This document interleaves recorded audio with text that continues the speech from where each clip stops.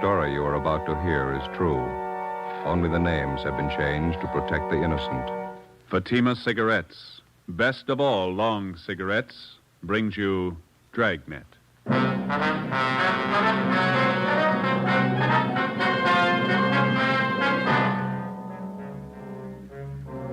You're a detective sergeant.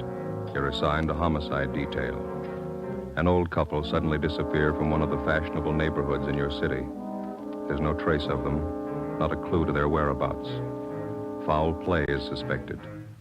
Your job, find them.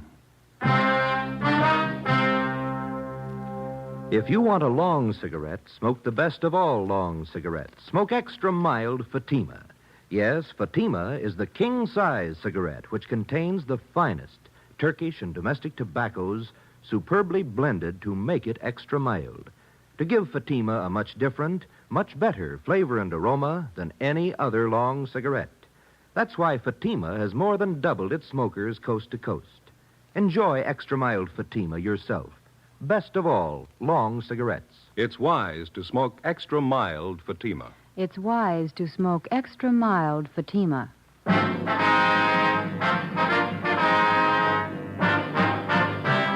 Dragnet, the documented drama of an actual crime. For the next 30 minutes, in cooperation with the Los Angeles Police Department, you will travel step by step on the side of the law through an actual case from official police files. From beginning to end, from crime to punishment, Dragnet is the story of your police force in action. It was Saturday, September 30th. It was warm in Los Angeles.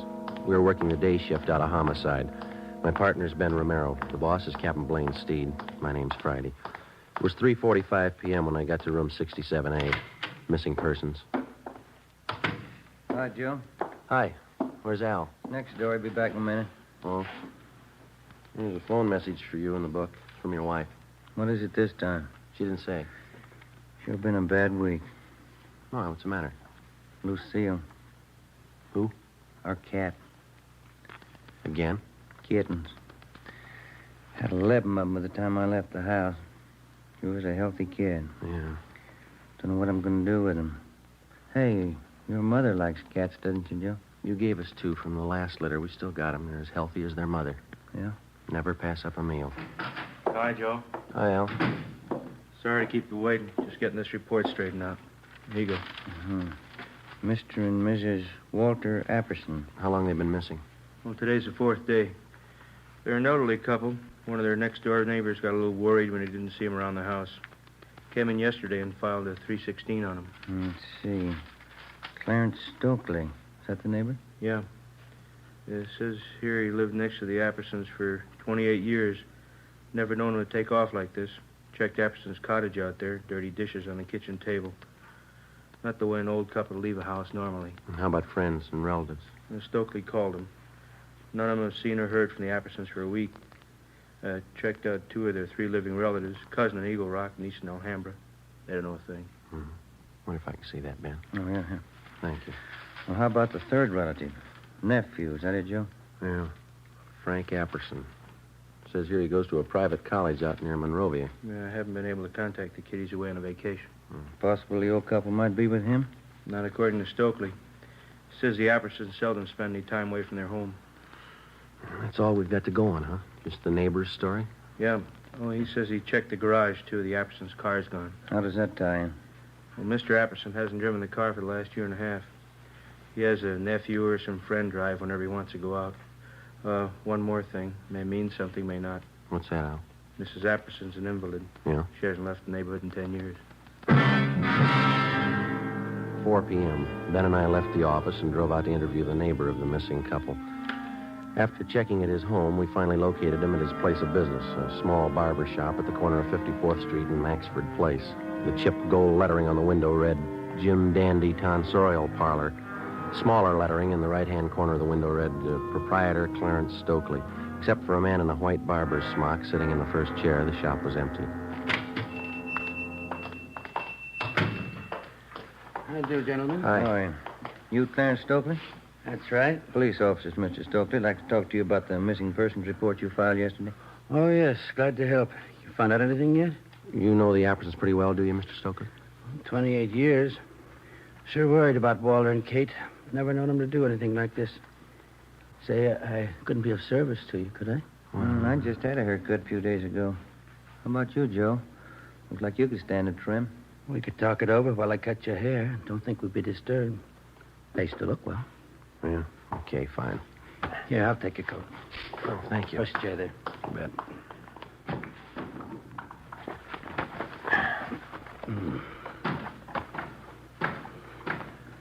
Mr. and Mrs. Apperson didn't mention anything about going away on a trip, did they?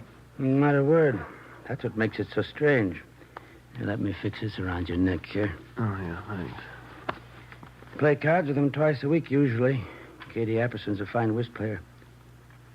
Want me to take some off the sides here, officer? Yeah, please. Not too much, though. Mm. When did you first notice the Appersons weren't home? Tuesday night. We thought we might go over and play some cards. I see. Is that enough off right here, officer? Let me see. Yeah, that's fine. How is it you waited until yesterday to report the Appersons missing? Wife and I are great friends of Walt and Katie's, but it's certainly none of our business if they want to go off for a few days. Uh-huh. Besides, we thought if anything was wrong, Buzz would have said something. Who is Buzz? Anderson's nephew, Buzz. Name's Frank, but everybody calls him Buzz. I thought he was away at school, a place out near Monrovia. Yeah, Stanley College, private school. But he only stays there part of the time. He's usually home early in the week. Well, we were under the impression that this nephew, Buzz, was on a vacation. That's so. That's the first I've heard. Funny, Walt and Katie would have told us. Oop, that bull. No, it's all right. Skipper's little dog. Head down. You, think the nephew might account for the Appersons' car being missing? You think he might have taken it on his vacation? Possible, I guess, but I think Walt would have mentioned it. That car was old, but he was particular about it. Uh-huh. Maybe fit it out on top here a little? All right, fine. Do you know the nephew at all? Pretty well. Nice young fella. He got along with his aunt and uncle all right, did he? Yes, indeed. Buzz loved them both. Do you have any idea where the Appersons might be, Mr. Stolfy? No, I don't. Neither does my wife. That's why we called you people. We don't mean to be Budinskis, but we're worried. Maybe just a little more off the top, officer? No, I think it's fine. It's okay. You have no idea where we might find the nephew, Buzz? Not if he's away on vacation. Might check with the school. Buzz might have gone off with a couple of his friends. A little something to dampen that down? Yeah, fine.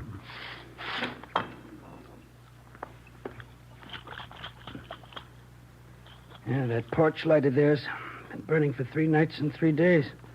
It really kicks up the old electric bill. Maybe the Appersons may have overlooked it. Maybe. All right, sir. Yeah, it's a good-looking haircut if I say so myself. Yeah. It's fine. Oh, here you go. Thank you. Oh, here's our card, Mr. Stokely. We'll be checking with you. Bye. Bye.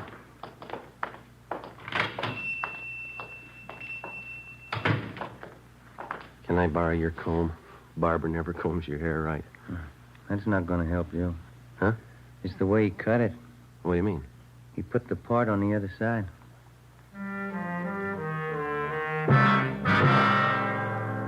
After we left Clarence Stokely's barber shop, we drove out to the Apperson home on 54th Street, just below Seaboard Avenue.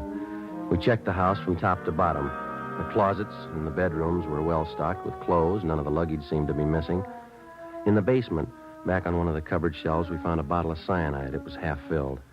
In the kitchen, we found dirty dishes still lying on the table. We put in a call to Ray Pinker at the crime lab, and he came out and took sample scrapings from each of the 3 plates and specimens from each of the half-filled cups of coffee on the table. He also took along a bottle of cyanide to examine it for fingerprints. Ben and I called the record bureau just as a matter of routine and asked for any make and warrants on the nephew, Frank Buzz Apperson. R&I called back with the information that Frank Apperson had been arrested for grand theft auto 6 weeks before. His trial was pending. We checked back with the barber, Clarence Stokely. He knew nothing about the trouble. The next morning, Sunday, with the help of school authorities at Stanley College near Monrovia, we got in touch with the parents of 2 of Buzz Apperson's friends. They told us, as far as they knew, Apperson was on a camping trip with their sons. They were expected back in the next day around noontime. From one of the boarding students at Stanley College, we got the name of Buzz Apperson's girlfriend, a Miss Norma Louise Bernard. She lived in San Marino. Sunday night, we drove out to interview her. I don't know what I can tell you, Sergeant. Buzzy's on a camping trip with two of the fellows from school. That's all I know. When did he leave? Do you know, Miss Bernard? Last Monday morning, they left from school, said they'd be gone for a week. They're coming back tomorrow. Mm-hmm. You know Buzz Apperson pretty well? Yes, I do, as well as anyone, I guess. What is he, just a casual date? Oh, Buzzy and I have been going steady for almost a year now. I see. How old are you? I'm 19. Have you ever met the Appersons, his aunt and his uncle? Just once. They're awfully sweet. How did Buzz get along with him, do you know? Well, fine, I guess. The only argument Buzz ever told me about was a month ago. He wanted more allowance, and his uncle said no. Was Buzz ever in any trouble, to your knowledge, Miss Bernard? I don't think I know what you mean. What kind of trouble? Well, I mean, was he ever in any trouble at the college or with the law in any way? Oh, you mean that car Buzz took about 2 months ago? Yeah. We were supposed to go to this school dance, and Buzz didn't have a car. I guess he was ashamed. He said he knew the fellow he borrowed the car from, but the day after the dance, the cops came. How did his uncle react to that? Well, there was a terrible row, Buzz said. I really shouldn't be telling you. Bud made me promise. How were feelings between the boy and his uncle before he left on the trip? Did he mention anything to you about that? Well, we had a date last Sunday night. I asked him how things were at home. He didn't seem to want to talk about it. The last time you saw him was Monday morning. Is that right? Yes, just before he left on the camping trip. Well, you're sure he went on that trip? Well, of course I'm sure. How do you mean? He said, no matter who asked you, I went on a camping trip. He said it a couple of times. Did he offer any explanation? No, but I knew everything was all right. Oh, is that so? How? I could tell. The way he kissed me.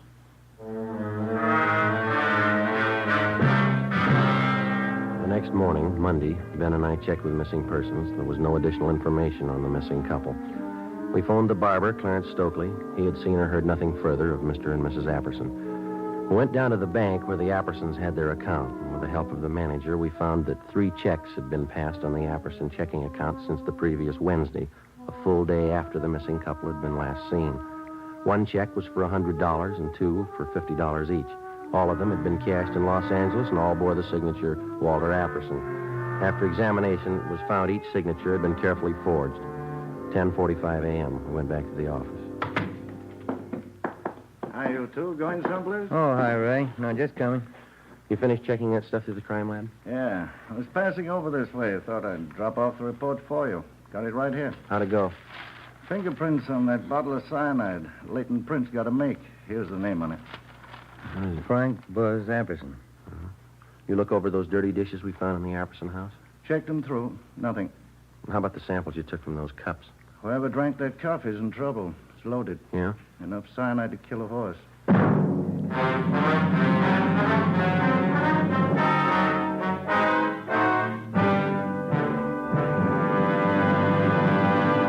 You are listening to Dragnet, the case history of a police investigation presented in the public interest by Fatima Cigarettes. If you smoke a long cigarette, it will be in your interest to listen to this case history recorded by a typical Fatima smoker. Hi there. My name is Bab Beckwith. Bab, that's short for Bethany Ann Beckwith. I live in New York City, and I'm a fashion stylist. The other day, at a showing of the new fall styles, I ran out of cigarettes. A friend of mine, a designer, introduced me to the new long Fatima. I really wish someone had told me about them sooner. Fatimas are a lot milder than the cigarettes I've been smoking, and they have a delightful flavor, too. I'm very glad to recommend them to you, because I know from experience it's wise to smoke extra mild Fatimas.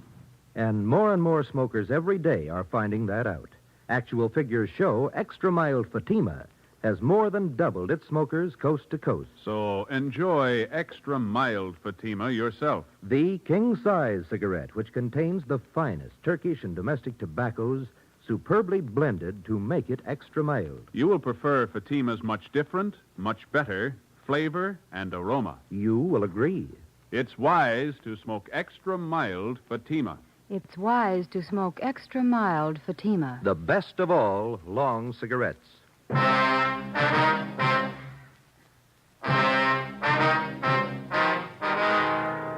Monday, 1 p.m. We obtained a specimen of Frank Buzz Apperson's signature, and we had Don Myers in handwriting check it out against the signatures on the 3 checks. Both styles of handwriting matched in every detail. At 1:30 p.m., the parents of Buzz Apperson's two friends called to tell us that their sons were back from their camping trip. We checked the Apperson home. The nephew wasn't there. We drove out to see his two friends.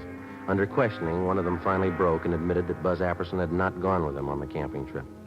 In the process of questioning the boys, one of them told us that he had been with the suspect 2 days before the trip when he purchased some medicine at the campus drugstore. We went to the drugstore and checked the prescription book. It showed Frank Buzz Apperson had purchased and signed for a bottle of cyanide 2 days before the disappearance of his aunt and uncle. Ben and I drove back to the Apperson house. When we arrived, the officers on stakeout had the boy in custody. No, I'm sorry, officers. I wish I could help you out, but, well, maybe it's not as bad as you think. When did you last see your aunt and uncle? Monday, before I left on the camping trip. They're in the habit of going off like this, are they? Oh, sure. Aunt Kate and Uncle Walter have friends all over. They go on trips all the time. Is that so? How do they get there? They drive, both of them. They've been driving for years. You talked to your uncle's friend, this Mr. Stokely next door. He says your aunt and uncle haven't been driving for at least a year and a half. Stokely, the barber? He's one of the neighborhood cranks, Sergeant. Anybody around here can tell you that. Minds everybody's business but his own. You don't seem too worried about your aunt and uncle. Think they're all right? Well, we'd have heard by now if they weren't, don't you think, sir? They probably took off on a trip. That's just about the size of it, I think. And how about this trip of yours? Sir? Well, this camping trip that you just come from. Oh, a couple of fellows from school. We went camping up by Big Bear for a week. Mm-hmm. Pretty good fishing for September. Ever been up there? Yeah, have you? Well, sure. I just said that's where we've been camping. Say, I'm a little thirsty. There's a couple bottles of ale in the refrigerator. Care for a bottle? No, not right now. Thanks. Well, would you mind if I had one? Sure could use it. No, you go right ahead. We can talk in the kitchen. Place is in kind of a mess. I guess I'll have to go in and clean it up. Is your aunt usually leave in a hurry like this? Not usually, no. Dishes all over the place. She probably figured she'd wait till she got back to clean up. Mm-hmm. Aunt Kate does things like that once in a while. That so? Yeah, she's like that sometimes. Well, happy days. Yeah.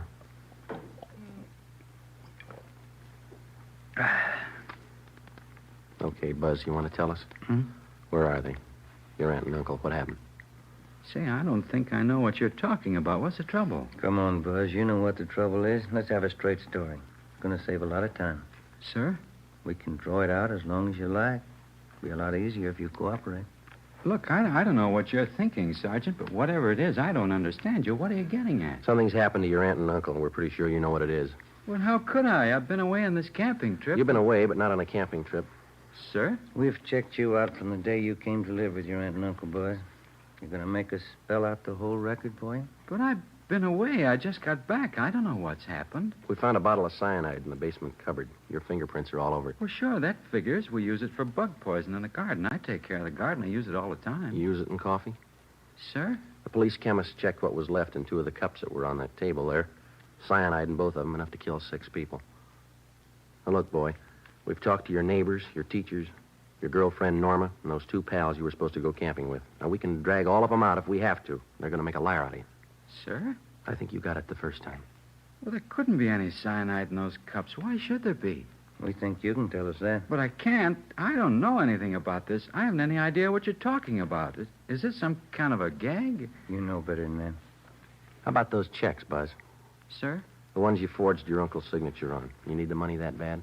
I didn't forge any checks. I was away on a camping trip. Dave and Willie were with me. They can tell you. You got in a row with your uncle. Maybe about that stolen car. Is that how it happened? It had nothing to do with it.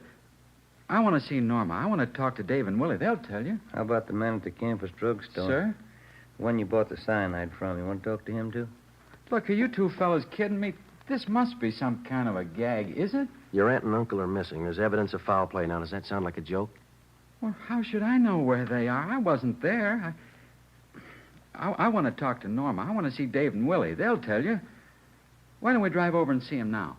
It's all right with us. Want to get your coat? Sure. Norma's the girl I'm engaged to. Dave and Willie are my best friends. They know everything about me. A couple of real nice guys. That's so? Sure. Well, let's go, Ben. Yeah. Dave and Willie have been all through school with me. They can vouch for me. Yeah?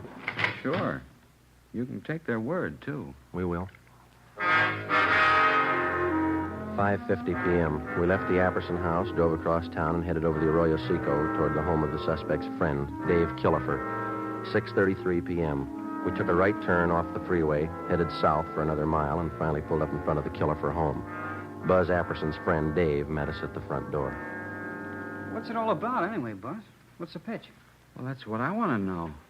Look, is this some kind of a gag you guys cooked up on me? We were on the trip, Buzz. I don't know anything about any gag. What's all this about your aunt and uncle? I don't know. That's what these officers want to find out. I'd like to have you tell us again, Dave. Was Buzz here with you on that camping trip? Sure, that's why we came over. Now, tell him about it, you know. All right, let's have it, Dave. Was he with you on that trip? These officers aren't kidding, Buzz. They want the truth. Well, tell him I was with you and Willie. We went to Big Bear. We're looking for your aunt and uncle. I'm not going to lie now. You didn't go to Big Bear with us. All right, Dave, thanks.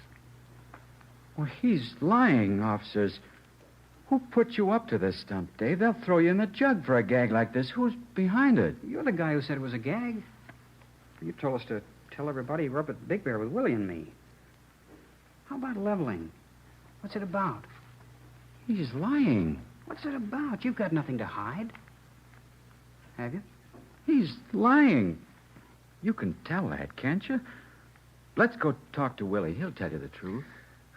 Joe? All right. Thank you, Dave, that's all. All right, Sergeant. Sure there isn't anything I can do? No, thanks, just the same. Good night. Okay, good night. Anybody could tell he was lying, isn't that right, Sergeant? Well, he's your friend, Buzz. Why do you say that? Well, he was just plain lying, that's all. Couldn't you tell? No, I couldn't. How about you, Ben? Not me. Why would he lie, Buzz? You told us he was your pal. Some kind of a stupid gag they're pulling. The gang in the fraternity I belong to, Dave's one of them. They've done it before. I don't know why they're lying, but they are. Where's your friend Willie live? Sir? You said you wanted to drive over and have us talk to Willie? Oh, yeah. Oh, where does he live? Look, would you mind very much? How's that? I got a terrible headache. Would you mind very much just driving around a while? I'd like to clear my head a little. I can't figure this thing out. All right. Why don't you roll down the window there, Buzz? Okay. Yeah. The air feels good. Sure is hot out tonight. Yeah, Been a pretty long summer, hasn't it? Yeah, it has. Say, I guess maybe we ought to forget about going over to Willie's place. He strings along with the rest. He'd probably lie, too. You said you wanted us to have a talk with him. Yeah, but I've been thinking about it. He'd only lie. It'd be better if we drove over to see Norma. That's the girl I'm engaged to. Yeah, that's what we understand. If anybody can give you a straight story, Norma can. She doesn't live far. Straight down the road here into San Marino. Yeah, we know. Oh. Sure would appreciate it if you'd drive over there. Okay. Norma can straighten this thing out. Swell girl. We're going to get married as soon as we can. Oh? Yeah. She saw me leave on that trip to Big Bear. She won't lie to you. Sure wish my aunt and uncle had left a note where they were going. All this trouble. You mind if I lay out a couple of things for you, Buzz? Now, what do you mean? When a police officer picks somebody up, he's got a good reason for it. Yeah, but Dave was lying, Sergeant. You know that. It's a lot more than what Dave had to say. Now, you've done something wrong. We don't know what exactly, but we've got an idea, and we're going to find out. You can't prove anything. I got that cyanide for the garden. We use it around the house for different things. You don't use it in coffee cups. What happened, boy? Where's your aunt and uncle? Next turn for Norma's house, up by the signal. Turn left. Yeah. Come on, Buzz. You know what happened. You're going to have to face it sooner or later. If it's not tonight, then tomorrow morning or tomorrow night or the night after. But I don't know what happened. The facts say you do, and they're not going to disappear. Now, you made the problem. It's going to stick out in front of you till you find an answer. How about it? Norma will know what to do. Wait till I talk to Norma. Why don't you stand up and face it, boy? Getting your girl mixed up in this isn't going to help. She'll know what to do. Can she find your aunt and uncle? Can she? How about the 3 checks? How about them? Can she explain those signatures that you forged? Maybe those fingerprints on the cyanide bottle. Can she help you out there? Now, look, Buzz, I believe you. You love the girl. Do you want her mixed up in all this? Here we are, Jim. Okay. That's the right house, isn't it? Yeah? Yeah, that's Norma's house. All right, what's it going to be? Do we go in? She'd cry. She'd only cry. Norma thinks a lot of me. Yeah? She's a swell girl. I don't want to have to tell her. She'd only cry. Yeah. I killed my aunt and uncle. 8 p.m. Buzz Apperson directed us to drive to San Pedro to the west basin of the Los Angeles harbor. We got out of the car and followed him to the end of one of the piers. He told us his story, and we put in a call to the office. Within half an hour, a fireboat and a barge were on the scene, and a diver was sent down into the water a few yards from the edge of the pier. We stood by and watched. Buzz Apperson, Ben, and I. I put quite a bit of cyanide in the coffee. I had to be sure. How'd you manage to get both of them in the car? I waited till way after dark, and then I dragged them out. Drove down to the end of the pier right here. Put the car in low. It went over, right where the diver went down, just this end of the barge. All right. Clear those lines up there. Here's the first one. You better stand back there. Yeah, watch it. Okay, sir. Let's go.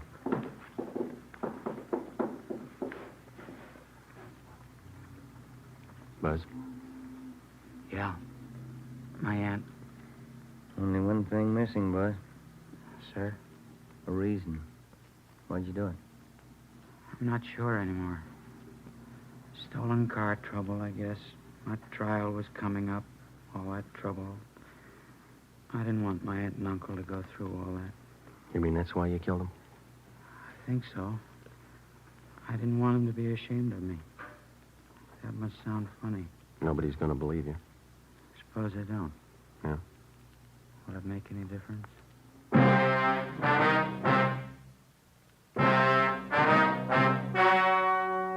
The story you have just heard was true. Only the names were changed to protect the innocent. On December 15th, trial was held in Superior Court, Department 92, City and County of Los Angeles, State of California. In a moment, the results of that trial. And now, here is our star, Jack Webb. Thank you. To successfully prosecute a criminal suspect, the working detective gathers all available physical evidence. And in the crime lab, this evidence is carefully selected and screened to determine its worth.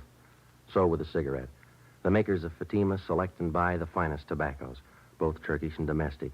And then these tobaccos are skillfully blended to make Fatima extra mild. Best of all, long cigarettes. Pack after pack, they're extra mild. Now, if you're a long cigarette smoker like I am, smoke Fatima.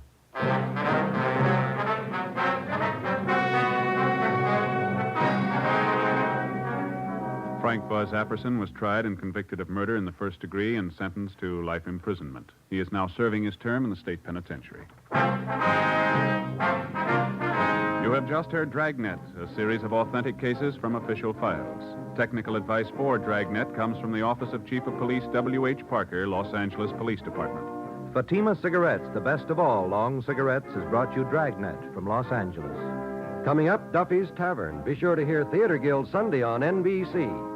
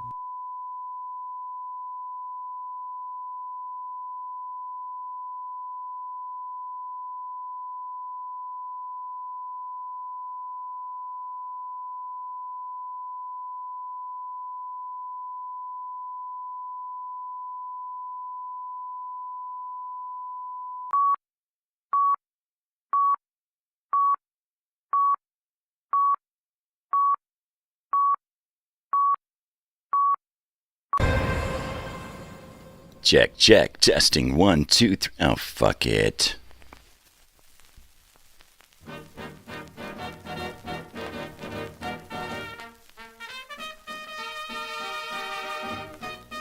Man, I need a cigarette.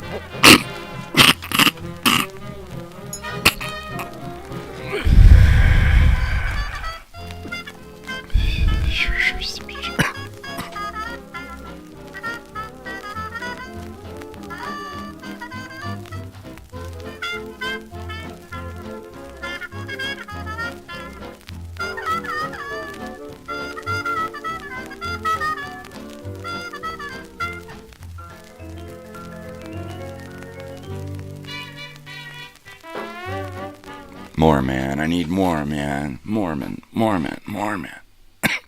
Isn't that what that means? Good morning, everyone. How are we today? I'm here. I'm weird. Get used to it. It's another Snoopy day. So let's see. Susie, you're here. Susie. There we go. Oh my God. 4th anniversary. Oy.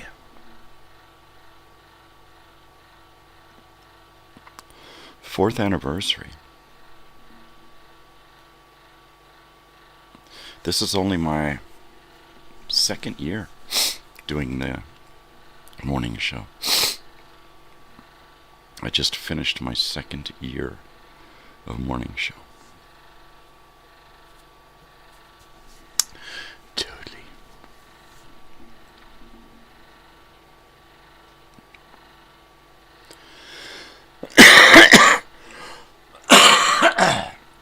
I'm still dealing with the after effects of that Bong hit. My goodness, that was a good one. That one rocked my world. That one cracked my chassis.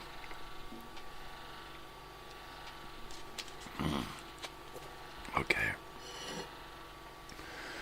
Whew. Okay. That was so good. I'll have to do another one. Oh my gosh. New Year's Eve coming up soon. I'm not doing anything. Saturday, I told my wife, she said, Saturday, I got an extra house to clean. And I said, Saturday, we're going to a concert. She said, what? I said, yeah, it's my birthday / Christmas present. We're going to see Big Sandy and his Fly Right Boys. I said, there you go. So we're going to be busy that day, I guess. I said, look, as long as I could try to sleep in on Saturday morning, maybe get a nap, that would be great. Be great. It's totally great. Oh.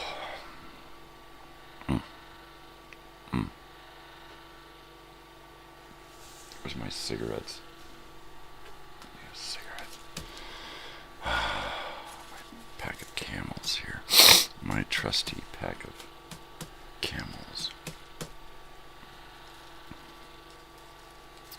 There's tobacco in here.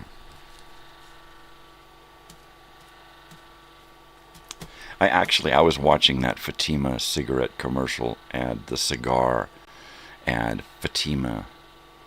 No, it wasn't Fatima. It was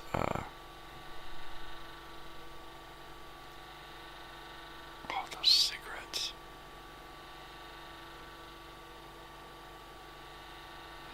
those little cigars. What were they? Mannequin cigars.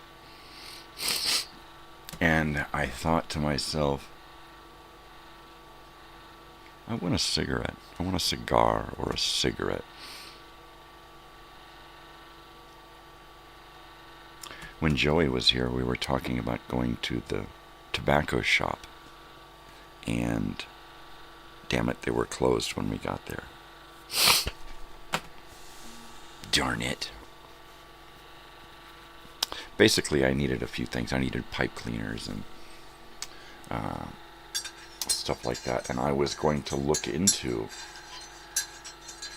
some pipe tobacco.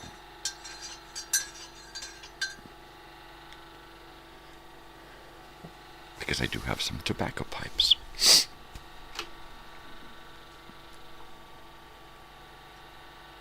And I actually miss tobacco. I do. I miss a lot of things, though. I miss having Fatima cigars. The is a Fatima cigar. I have no idea what that means, but was it patina or man? I think it was mannequin. Was the ad that I saw in this morning's commercial blog. Fatima.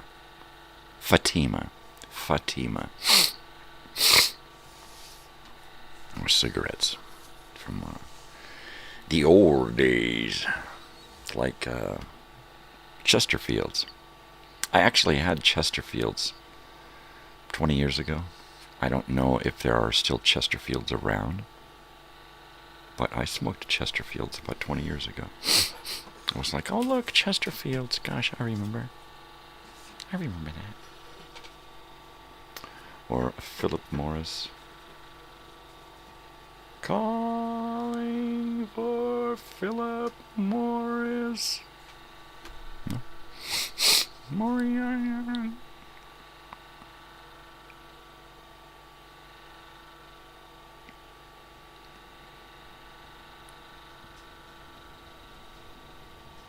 Wasn't that the same little guy that was in that High Plains Drifter?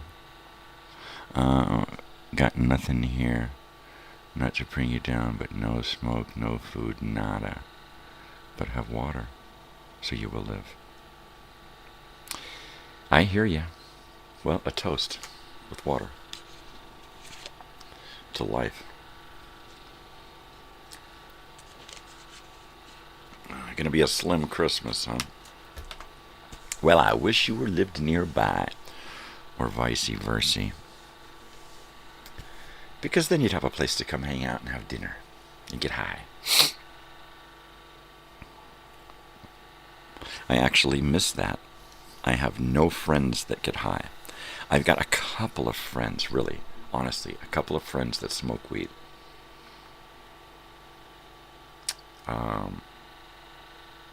And I never have anyone over at my house to just get high and hang out. And I miss that.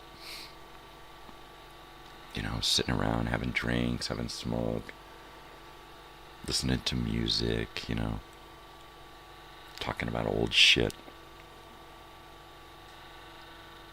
Yeah. Well, yeah, totally. Totally.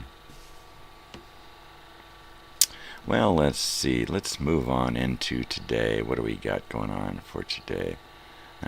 Let's see. It is not Tuesday. It's Wednesday. And let's do a cartoon. Hey, look at that. I'm in a cartoon land. Oh, yeah. I'm here. I'm weird. Get used to it. Uh-huh.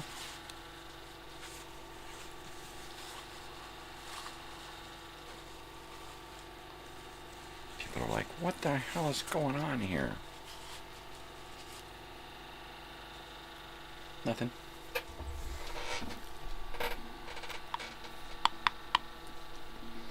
I was just fixing stuff. That's all I was doing. You got no friends either, huh? Yeah, we're all so spread out. We need like a central community, you know, a place where everybody can kind of join together and share the life experience, you know. I think that's probably one of the biggest reasons why I want a tiny home community, is because I'd have tiny home neighbors are all around me, you know.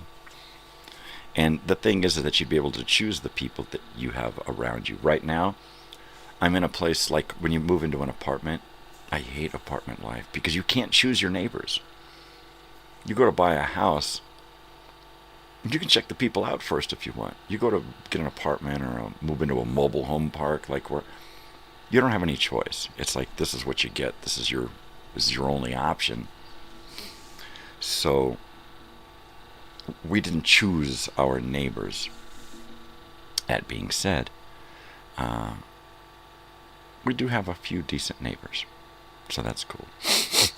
It's early. Yeah, Jack Webb does have a great voice. He's got an unusual voice. Have you ever seen the movie The Drill Instructor, the DI, from the 1940s or 50s? I think something like that. I think it's the 50s. Might be the 60s. Might be early 60s. Let's see.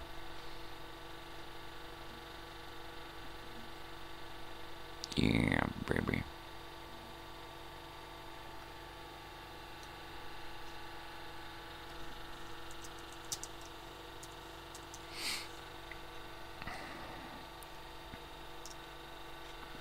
There it is. The DI, the Drill Instructor, with starring Jack Webb.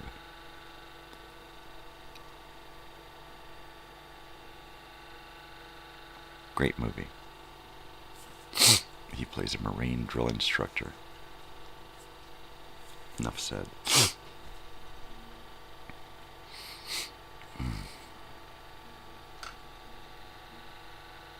Here it looks like a movie poster.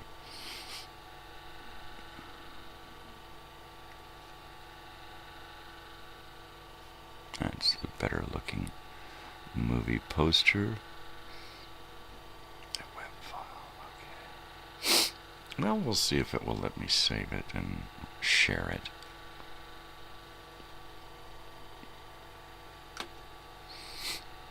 But the drill instructor, the DI with Jack Webb, he goes into these monologues as a drill instructor that are just heavy. Just heavy stuff. Let me see the image. DI. And let's see if I can pull up this image.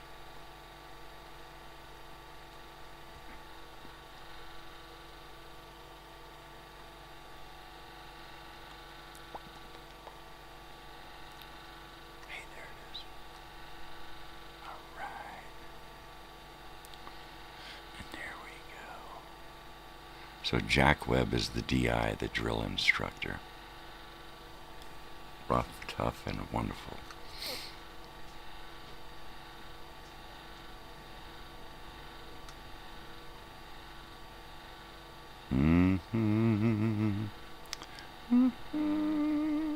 I know I didn't pick a movie yesterday because, well, I was just out of it.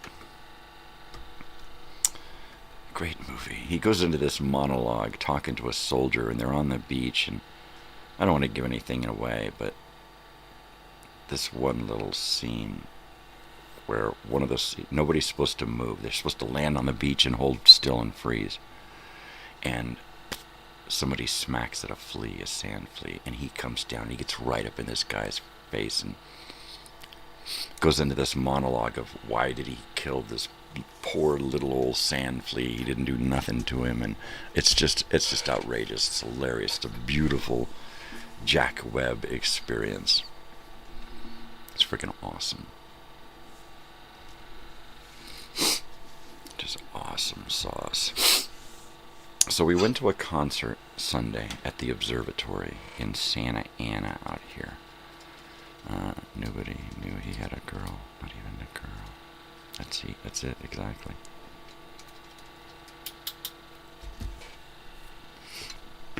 And it was a great show. I didn't see any of it. I didn't see 1 second of the concert. I was in the bar. I was on a nice, cushiony booth seat in the bar, nursing a Coke for the first half of the show. Second half of the show, I went out to the car. Are you going to be okay? She said, I'm going to be fine. I'm having a ball. Go away. So I went out to the car and took a nap and watched some fucking Netflix. And after the show, she went right up to the stage and got extra stuff and pictures and a pic and just had a ball, you know. I told her I wish I was more fun. She said, it's okay. She gets it. I'm old. She's so cool. She really takes care of us old people. When we're sick, she brings us pills. When we're eating, makes us food, tea, takes care of us. Last few days we've been taking care of Mom, because Mom's been under the weather. So, Mom is feeling much better now. We made her stay in bed yesterday, and my daughter and I went to work together. And that was pretty cool. So today and tomorrow, we have no houses to clean, which hasn't happened in so many years. So many years we've had to clean at least one house over the holidays. So we got nothing to do. We have not one Christmas decoration set up. But my plan is to take our 3 boxes of family photos, crates, tubs, and go through them and organize them and start displaying them. Because we've never really moved in. We've been here, God, since my daughter was in junior high, and we just haven't moved in, you know. He doesn't want to live here anymore. Oh, jeez. Well, there you go. There you go. Yeah, I hear you. My daughter just recently mentioned to me that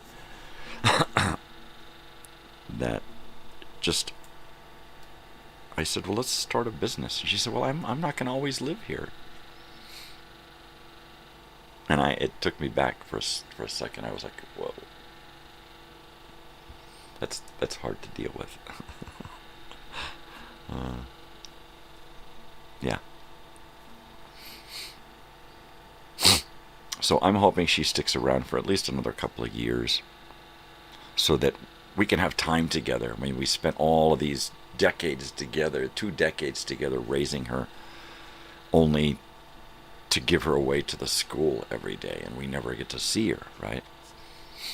So my hope is that she'll stick around for a year or 2 after school is over, before she figures out what she's going to do. And hopefully if I can get some kind of business running and give her a reason to want to be here, stick around, then, or start a business here and then say, okay, well, look, if you're going to move, let's start a business there too. Why not?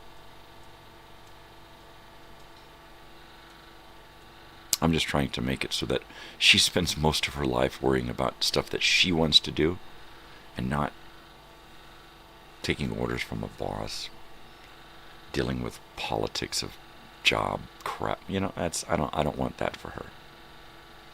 I would prefer that she kind of do her own thing and find a way to get paid for it.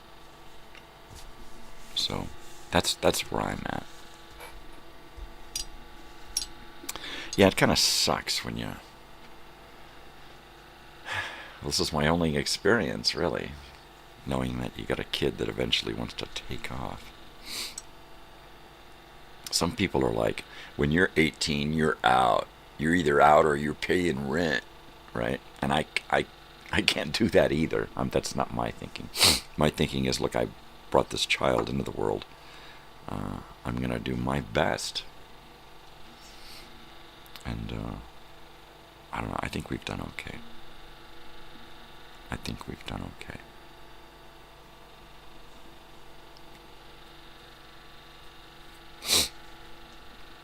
Yeah.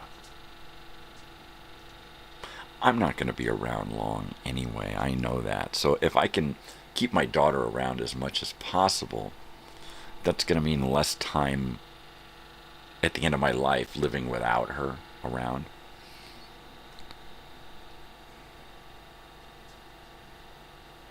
Totally. Because that seems unbearable.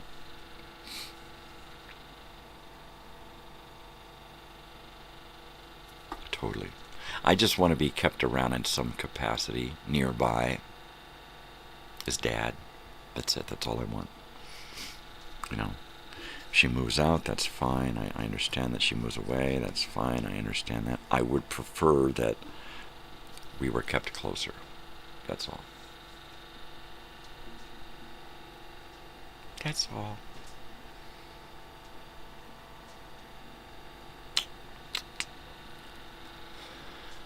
It's almost time I can start drinking my coffee here. I guess I better cover it up so I don't get cold coffee.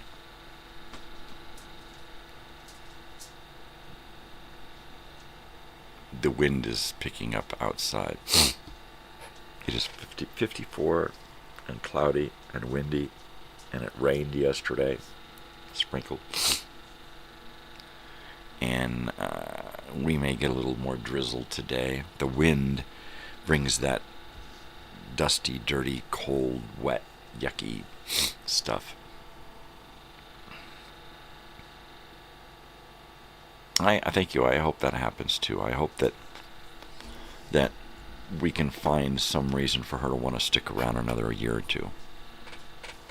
Because I know she wants to travel, she wants to see friends, she wants to live in faraway places and do neat things and stuff. And I'm just trying to let her know that there's a real world out there. And we've kept her pretty hidden away from that on purpose. All she's had to deal with is school. And most recently, over the last 3 or 4 years, concerts. She doesn't know the real world and job life and dealing with bosses and idiots and shit. She's had to do a lot of that in school. But when it comes down to paying your bills and you gotta kiss somebody's ass just to make sure that you get your bills paid, that's fucking horrible. And I don't want her to know that, you know? I don't want her to be a horrible boss either, but I don't want her to have to fucking take orders from anybody. She's too smart for that. So maybe, just maybe, I can keep her here for another year or two and try to get her work-oriented. Even if she doesn't want to run a business with me, at least get her so that she can do a job, pay bills, all of that stuff. She's pretty good at paying bills. So we just need to make sure that she can survive.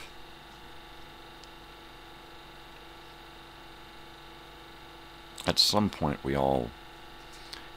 most of us take somebody into our lives to kind of share that experience. I don't want her to have to need that. I don't want her to have to rely on somebody so that not only does she have to go to work and kiss somebody's ass, but now she's got to come home and kiss somebody's ass just because she doesn't want to wind up on the street, right? And I don't want that kind of life for her. I don't want her to be the kind of person that makes others kiss her ass, which I don't see that happening. But I really don't want her to be out there in the world beholden to anyone but herself. So that's the whole small business thing, arcade, that would serve that purpose, to show her that she could stand on her own and create her own business out of thin air and make it work and have actual money coming in. Jimmy found out he has to pay to play. He's got to give his PO officer $100 a month to get the privilege to go to see his girlfriend in the county. I'm taking that this is a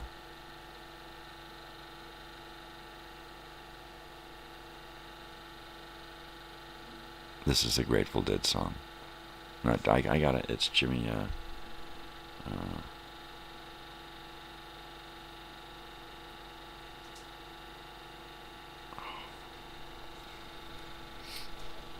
I know this song.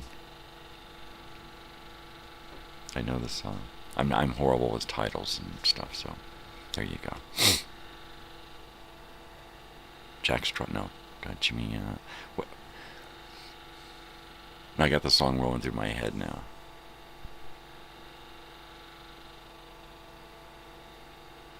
Yeah, that's cool. I believe it is. Don't mess with my head, man.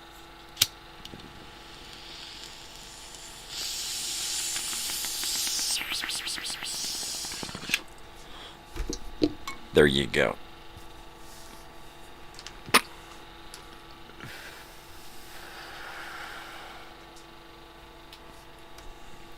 All right.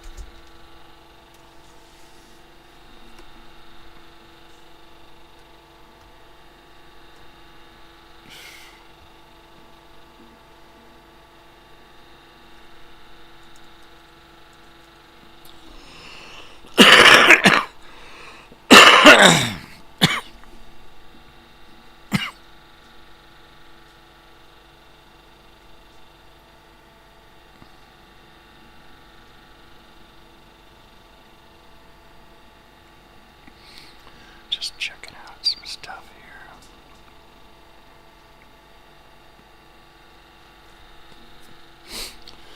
Yeah, there we go.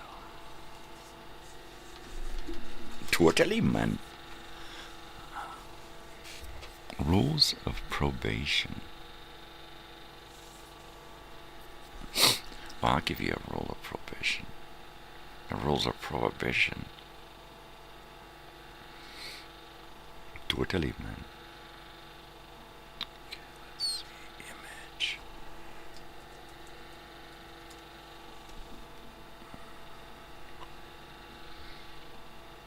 Totally.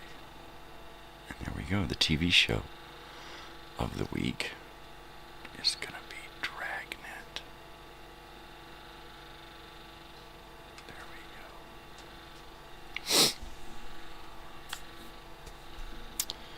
And there you go.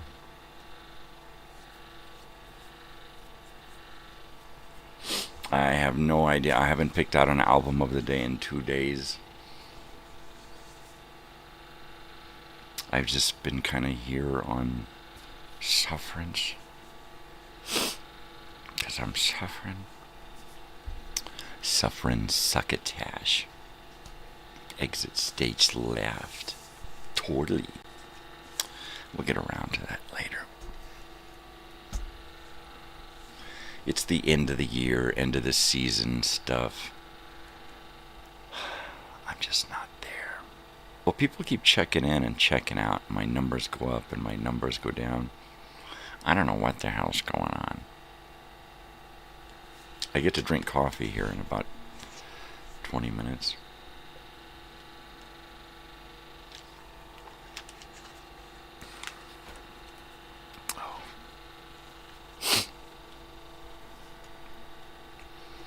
Mm-hmm.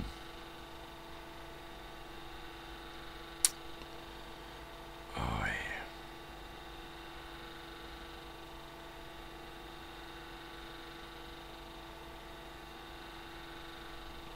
I was gonna send a couple of messages, but I don't know if it's early or late, but I don't want to harass anyone. I'm horrible about making phone calls or text messages because I just assume nobody wants to hear from me. And if I send them a message or call them, I'm bugging them.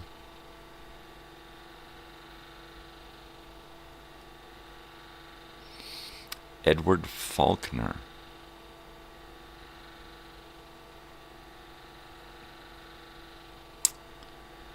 I do not know that name.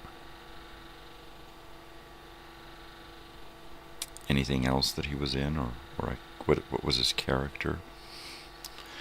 Pardon me.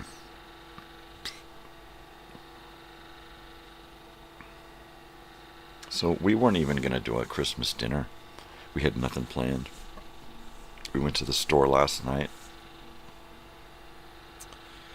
and my daughter says, let's get a ham. And so we decided to get we found the smallest ham that we could. And, pardon my nose, a bag of potatoes, because we've got cheese and stuff. And we thought, okay, well, we could make cheesy potatoes. Potatoes are gratin. And a ham. She likes those cut green beans out of a can. We usually do fresh green beans all the time. And lately we've been doing them out of the can because we've just had a hankering for the past, I guess. And boy, does it take me back. We've got a bag of frozen apple slices. So I'm going to take a bunch of that and make some candied apples to go along with the ham. So the ham and potatoes and the apples, green beans. I'm going to make a loaf of bread, and my daughter and I are going to make peanut butter, oatmeal, raisin, chocolate chip cookies. Fully loaded cookies. So that should be fun. He was roles in films like McClintock, Green Berets, Undefeated alongside John Wayne. TV shows like Gunsmoke and Dragnet. Okay, I think I know who you're talking about. Well, maybe.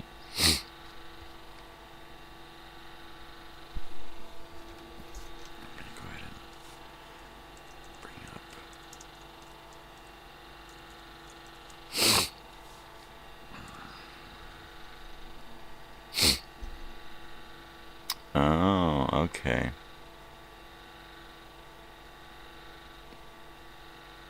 I hear you.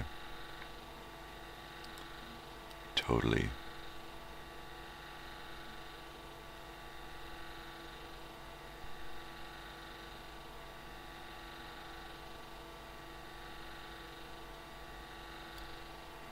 Totally, man.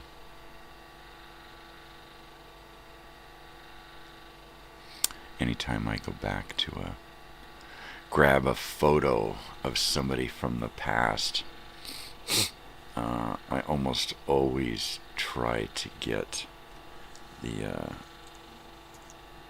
youngest photo I can.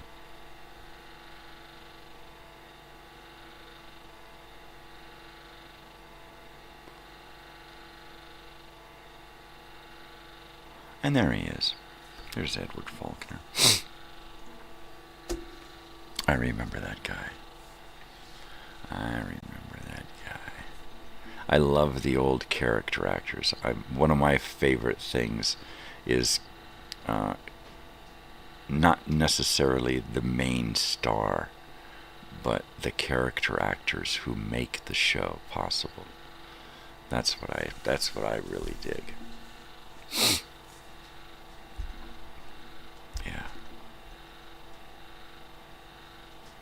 Yeah, he was a scrappy looking scrappy young good looking guy. Of course, he got old and weird looking like most of us, right? But yeah, back in the day, boy, he was a looker. He was a looker. Totally. Yeah, it's about time I get to start drinking coffee here, because I've had my teeth in for about an hour.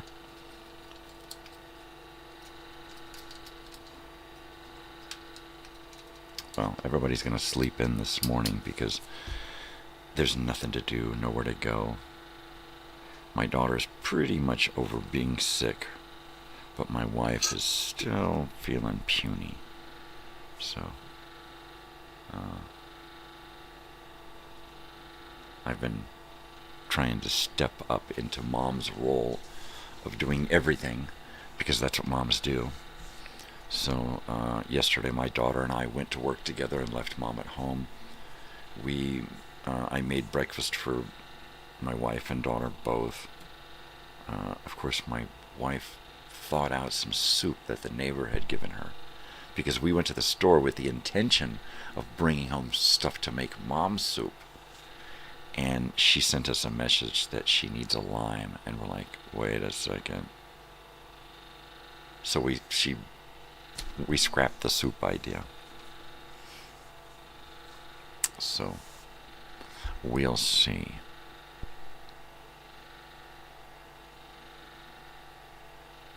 So today, my daughter and I will be in charge of Christmas dinner. My daughter loves to have Christmas dinner on Christmas Eve, so that tomorrow morning we can have ham for breakfast. Ham and eggs. And then tomorrow night have leftovers in the way of ham sandwiches or leftover plate warmed up. But that's the way she likes to do it, so that's the way we've been doing it since my daughter's been calling the shots.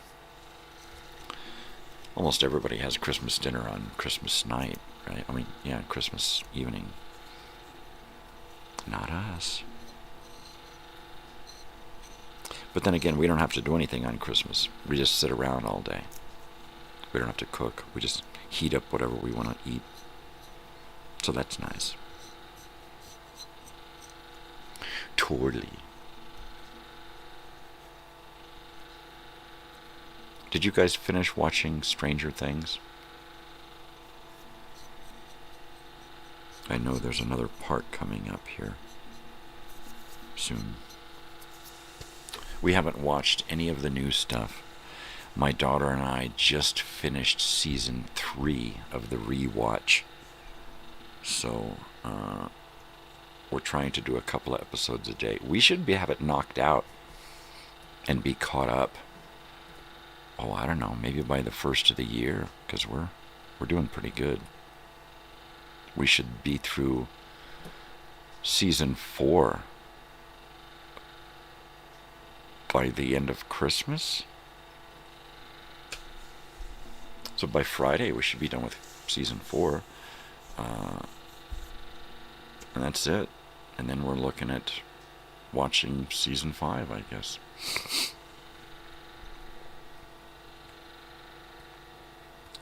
And I'm not sure what I'm doing next week. Not yet. Good. Haven't finished it yet. We've been kind of binge watching it, my daughter and I. My wife, she's like, you guys and your weird shows. She likes the characters, but the show has got to go. The monsters and stuff. That's why I want my own show, because she watches shows where the monsters are people, real people. And that's how I grew up. When I grew up, the monsters were people. So that's if I did a show about the 80s, the people would be the monsters. For reals. For reals. Totally. I don't want this. I want this.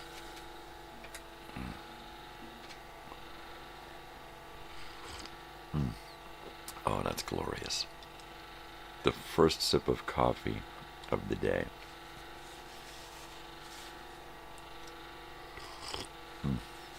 Oh, that's just beautiful. It's just beautiful. It's just beautiful. Totally. Okay. So, next week I think I'm going to take off. I'm not going to do any shows next week. I may start this season on the 1st. This next season, I may start it on the 1st. My intention was to do a show a day. Do 5 shows a day during the week, themed with everything focused on topics for the day. Saturday and Sunday, I may try to put together something recorded that I just air live, previously recorded live shit. Whatever. That wind is going crazy out there. Hope it doesn't knock my poor little house over. I feel like one of the 3 little pigs. Totally. I do have a lot of stuff to do to get this season together. Namely, get my hard drive that I haven't gotten yet. Things have just been so bizarre lately that I haven't had a chance to actually squeeze out that last little chunk of money that I need to go down and get my hard drive. I think I need $25 more. So it's just a matter of squeezing it out of the bank account when it's appropriate.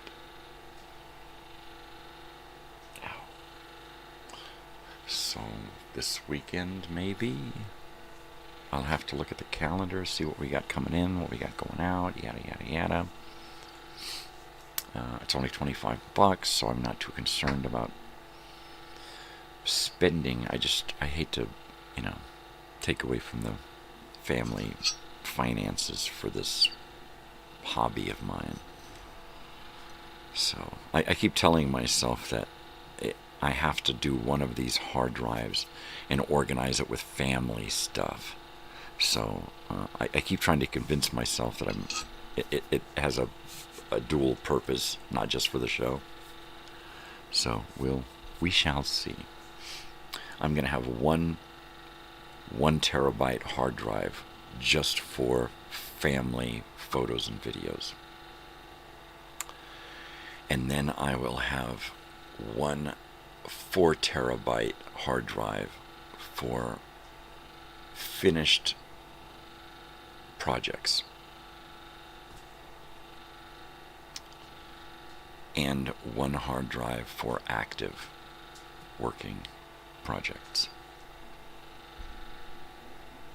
Because that's a lot of information I use. Got a lot of crap going on. And that's going to free up this computer here that I'm doing live from to be able to do all kinds of video editing.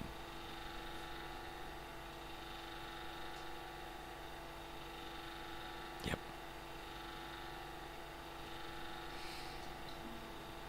Arcade update.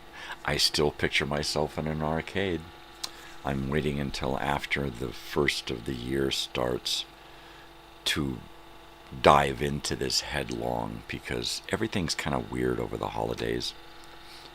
Everybody that I want to talk to is either closed or busy or too much shit going on. So I need to get in to talk to everyone at the appropriate time when we can both focus on the first steps. I need to put everything together here the best I can.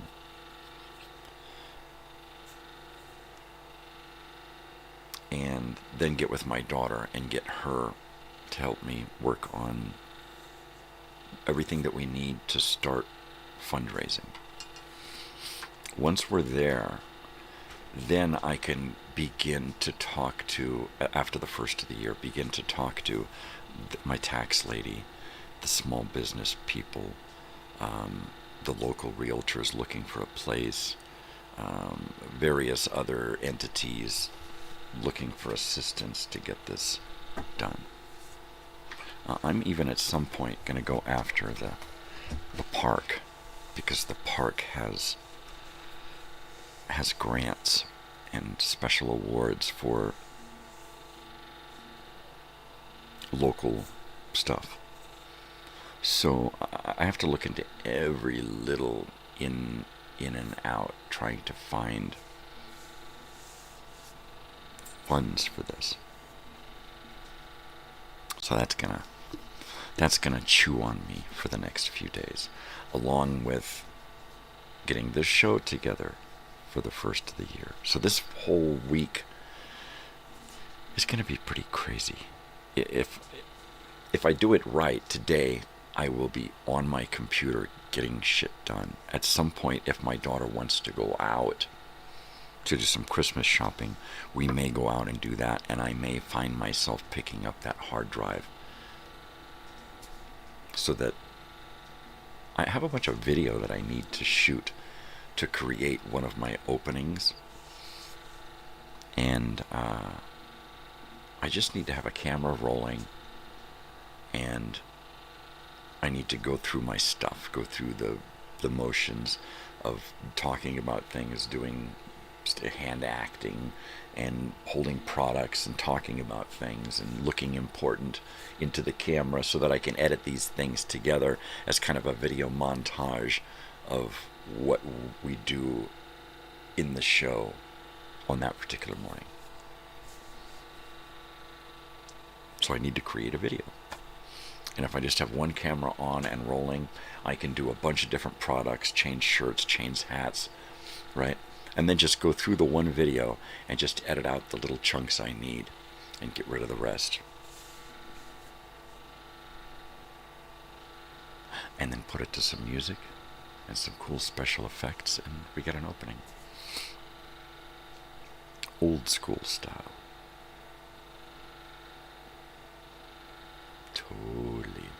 Totally.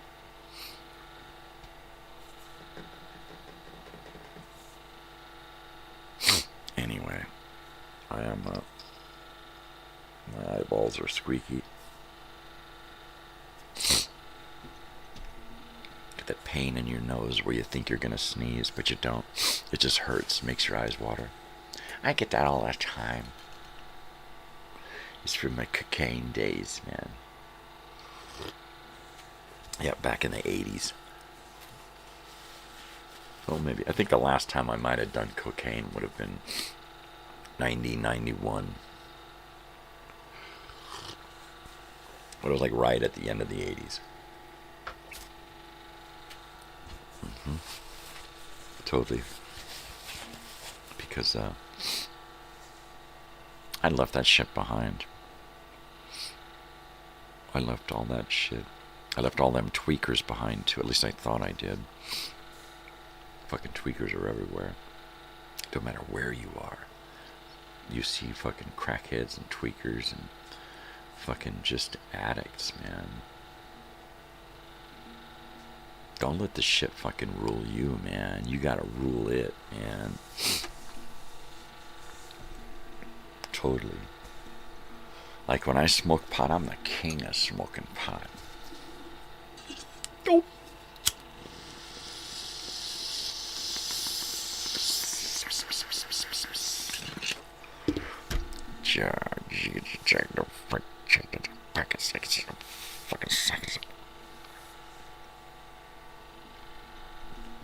On Netflix, I watched that 1975 documentary, and it's a look at 1975 through movies and the media, and it's narrated by Jodie Foster, and it's really cool.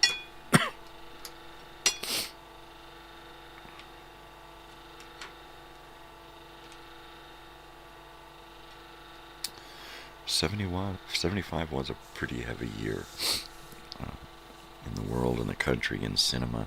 It was. A lot of my favorite movies are from 75 to 80 because Hollywood really changed at that point. Really. Totally. Severely. Anyway. So Fridays is going to be music day. That's going to be the day where we tell stories, look at photographs, sing songs. And what I'm going to try to do is come up with a story during the week, try to write a story, or at least come up with the idea of a story that I can tell. and try to tie in a song that I can play on the guitar and some photographs that I have, or stuff that I can dig up about a particular period in time. So that's going to be Fridays.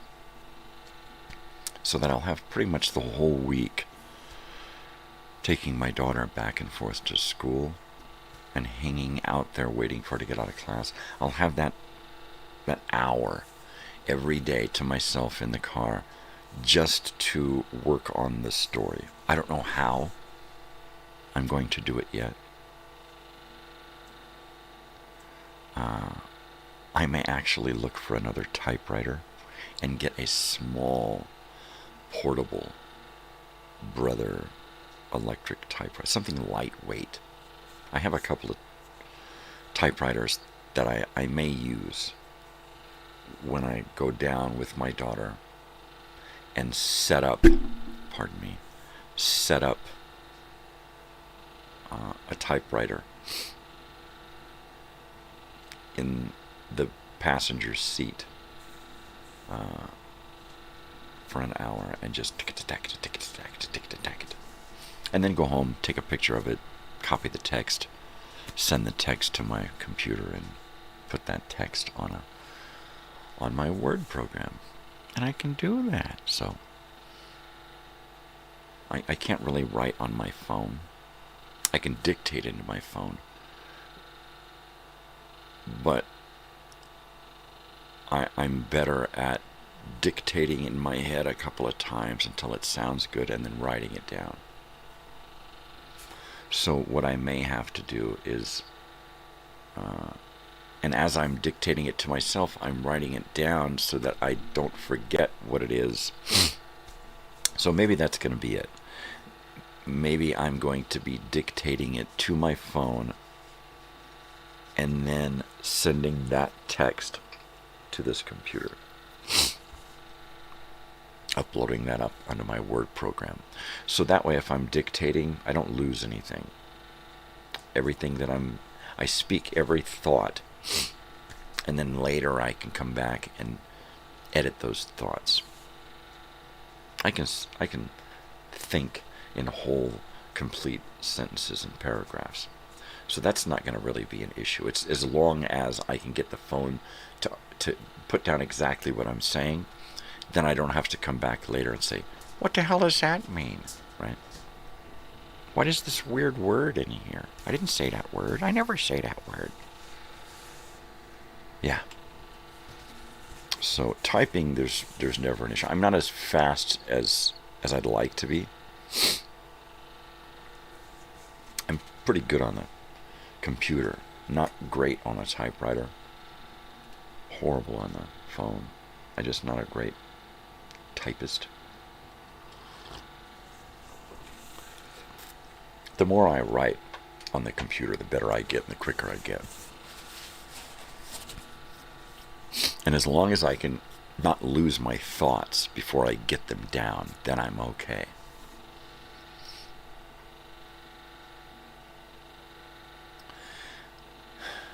It's rough having like 4 major projects going on in my life and really not physically being able to keep up with it. And that sucks. And it sucks. I've got work. I've got my daughter in school. I've got this business that I really want to try to get up and running. And I've got this channel. And on top of all that, I have to stay family oriented and to make sure that I'm still on point doing family stuff. I've been washing dishes a lot lately just because I don't know what else to do to help out, you know. I got to remember to take the trash out. Usually I'm just told take the trash out and I take the trash out. And now I have to remember take the trash out, you know. It's just a guy thing. Moms and dads think differently, you know. And if we're not thinking, do mom stuff, then we we fall out of line. We do. I don't intentionally try to not do stuff. You get that dad flakiness, you know.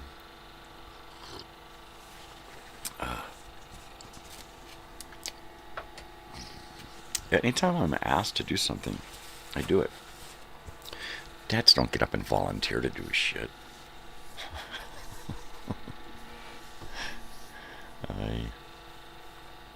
Nothing going on today. It's Wednesday. It's a mellow day.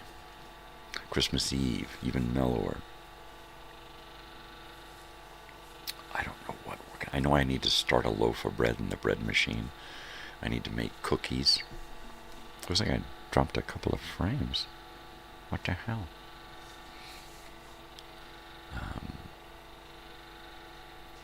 I need to prep stuff for dinner. We usually eat pretty early on a holiday. We got nothing going on today, so we'll probably eat between 4 and 5. Maybe earlier if my daughter's like, let's just eat.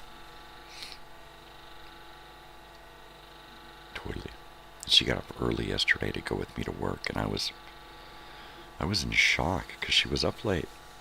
She was up late doing her stuff and playing games and chilling, listening to music, being a girl, doing stuff, being young, right?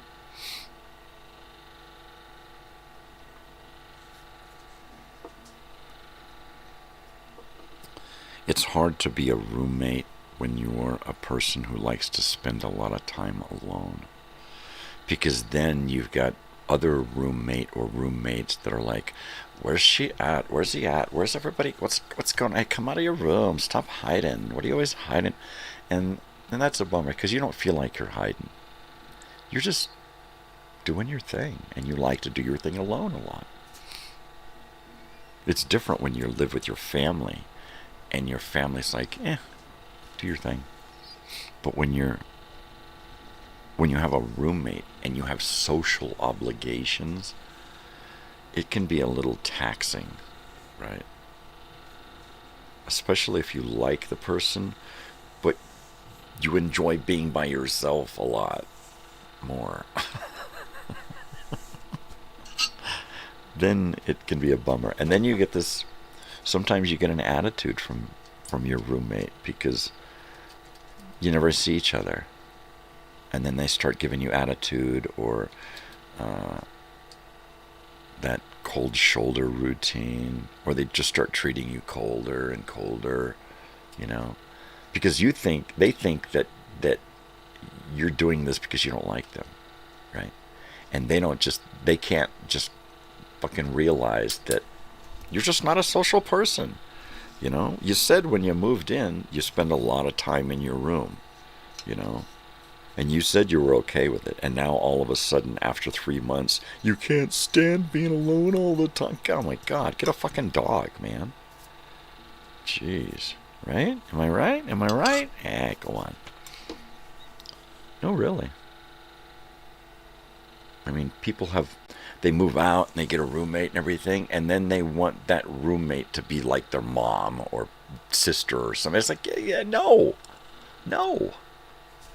You know, you're on your own. Be an adult. Do your shit. You know, we're not joined at the fucking hip. We're fucking roommates. Do your shit. We don't have to go everywhere together. We don't have to eat every fucking meal together. You know, we don't have to sit on the couch and fucking watch TV together. We're roommates. You know, we're not married. We ain't fucking lovers. We ain't even a fucking couple. You know, we're roommates. Get over it. Do your thing. I'll do mine. We're sharing expenses, not lives. And that's where I can't have roommates. I just can't. I could never do roommates because they just wanted so much out of me.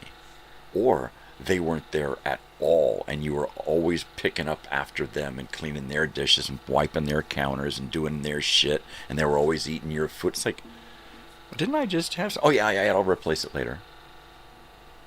And then they either never do, or they're always doing that, and you always wind up short. Right? I just can't do... I could never do roommates. They always rubbed me the wrong way. You know? Had a roommate that would take my bong and go sit on the toilet with my bong. I'm like, you know what? Don't ever fucking do that again. In fact, stay away from my shit. What? What's the problem? Idiot. You know? Or just eat your food, drink your stuff, you know? And figure that it was okay. Right? You're roommates. You buy your shit, I buy my shit, and we leave it the fuck like that. Right? And the people who just think that it's okay to drink your juice or your milk. Oh, I didn't have any. So don't fucking drink any then. You didn't have any. What am I, your mother? Oh, I'll make sure that you're fed. Give me a break. Yeah. What the hell? What the fucking hell? I tried the roommate thing a few times.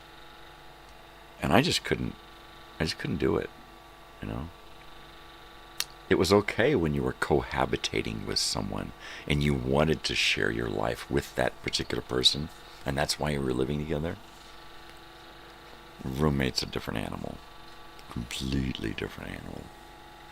Totally.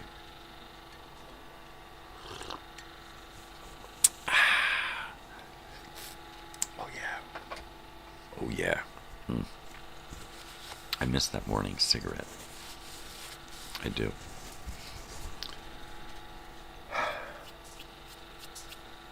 What are you gonna do? What are you gonna do?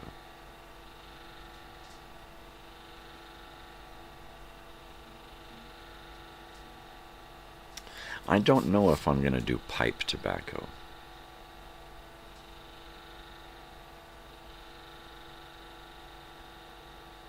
It would have to be something really mellow. I don't like anything that bites the tongue, right? I like a really creamy, mellow smoke.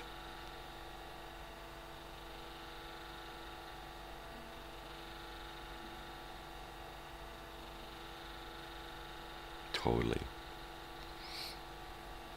But, if we get out to the mall, I'm going to have to go by the tinder box and see what they got. At the very least, I need to get pipe cleaners so I can clean my, me pipe. My meerschaum pipe here with the native lady on it. It's my favorite pipe, and it's good. It smokes. I just need to get it cleaned out, and then just keep running that pipe cleaner through it every once in a while. The stems are usually kind of fine, and there's just a little bit of a draw on it, so you have to keep it real clean. You lose that any amount of space in there, and it's like, oh, jeez. Ah, jeez. Where'd it go? Fucking wind. It is windy. It's a windy.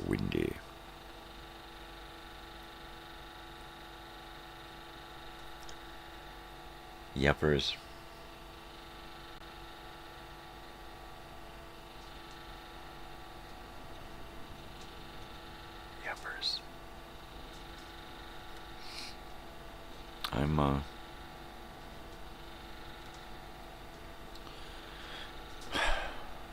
I'm a vegetable. This is a garden up in here, I'm telling you.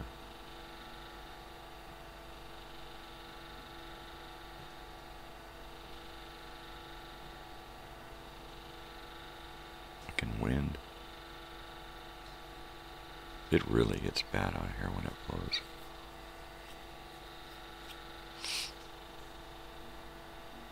Really windy, crazy shit. You can't see outside because it's just a wall of dust. Those little dust devil mini tornadoes everywhere out here. Just driving down the highway, you can look off into the flat open areas, and you'll see a bunch of them. It looks like a sci-fi movie. You know, because you'll see 5 or 6 little dust devils out there all doing their thing. It's like, what the hell? Crazy. I'm struggling right now, trying hard not to get pulled in by depression because of the holidays and all of the dreams and all of the desires and stuff going on right now. It's really difficult to stay up.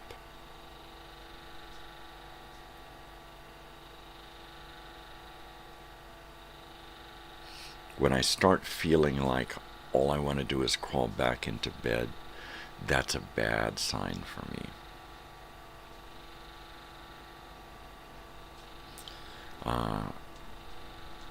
Well, it could be. It's either I'm really depressed or really exhausted.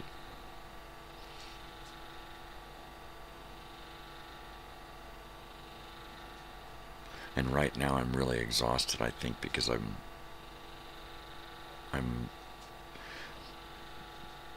emotional, really starting to feel that depression kicking in. So I have to stay upbeat. Having some Christmas stuff around would have helped. Keep me festive. Going and doing stuff with my daughter and with my wife, and then again this weekend and stuff, that's kind of neat. And that's a reason to stay upbeat.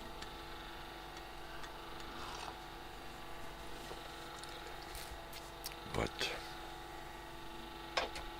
it's really hard.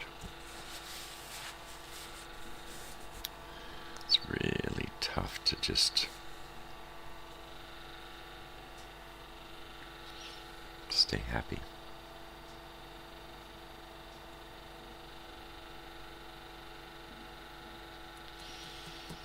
All right, well, maybe if I put some more structure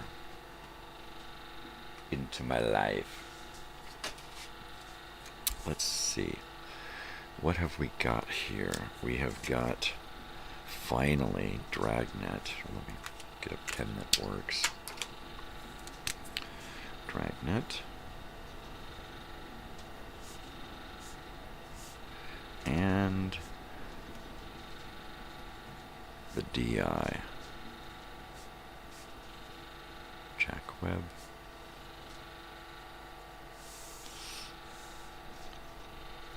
It's just you and me, kid. Ain't nobody else been here today.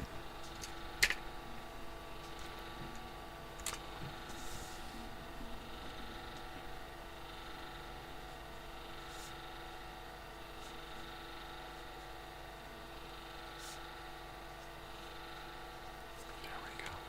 Some notes on this morning.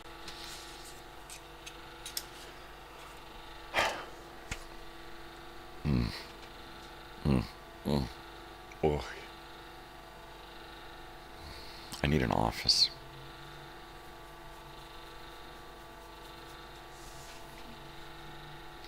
I need to get my daughter an office first, because she's going to do the day-to-day running of the company, but afterward I need to get myself an office, and everything in here, my whole front room here, plus a million other things, is going to go into that office. Just a 12 by 12, wall to wall, packed with shit. That's all.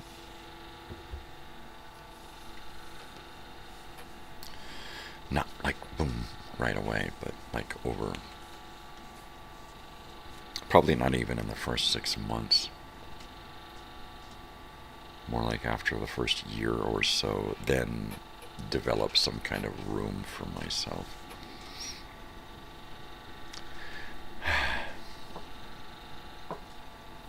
It's just a dream. A dream that I want really, really bad, but it's just a dream. I have to get my daughter to go down and play the lotto for me. Get some scratchers or pick some numbers or something. I've got old luck. She's got new young luck, so we'll see if we can't get her to win something, right? Look, here's some money. Go get some stuff for me. If we win, we'll use it to start a business. If we lose, we're only out a couple of bucks.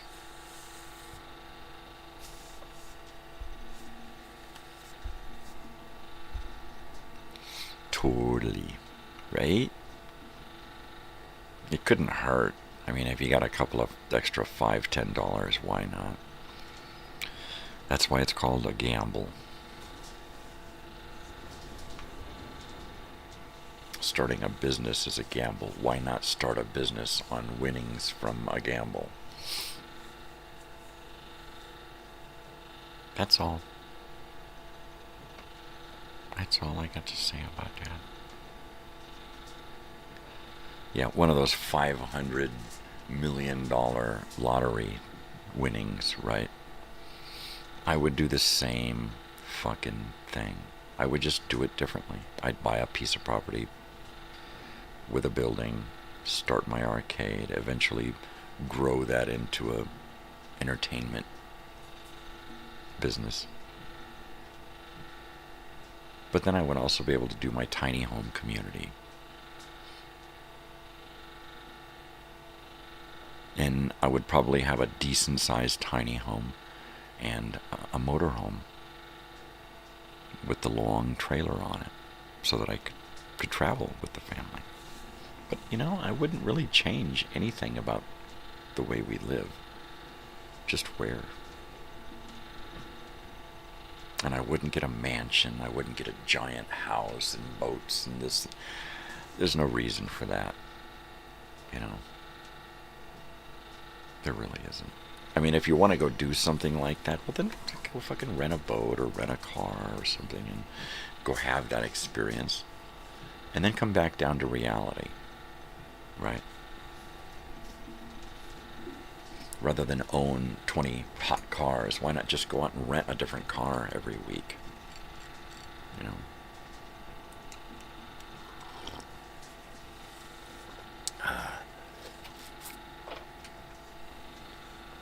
Why own a yacht when you could just rent one? How many times are you going to go out onto the fucking water, right?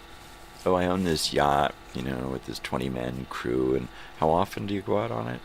Oh, once, twice a year, for like a week, that's all. But you own it, in a plane. Why?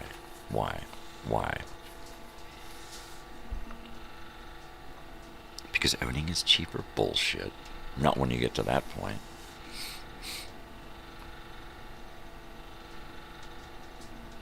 Fucking wind. It's gonna be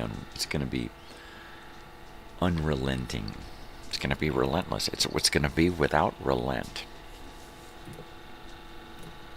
There will be no relent.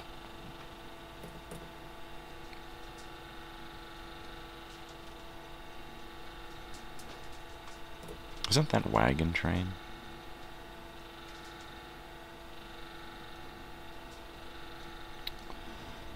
That shot of Edward Faulkner looks like Wagon Train. I didn't look at the captions. I just grabbed the first cool photo I could find. That I remember seeing him like that early in his career. Totally, man. Totally, man. Ow.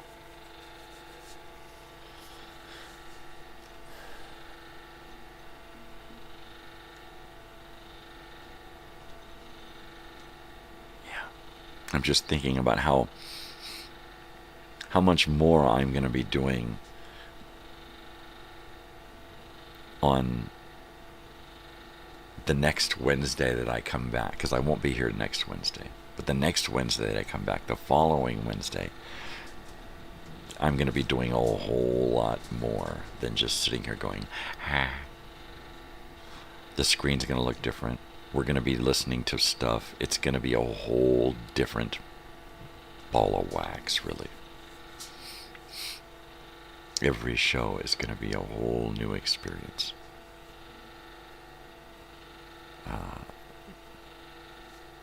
That is, if I can get my shit together. I've got a theme opening ready to save and finish. That one's for Friday. And then I've got a Thursday I need to put together and a Tuesday I need to put together. And for those, I need to put together stuff, video. Because those are going to be 2 TV shows, actual TV shows. So I need to put together video montage stuff for the openings. Yeah.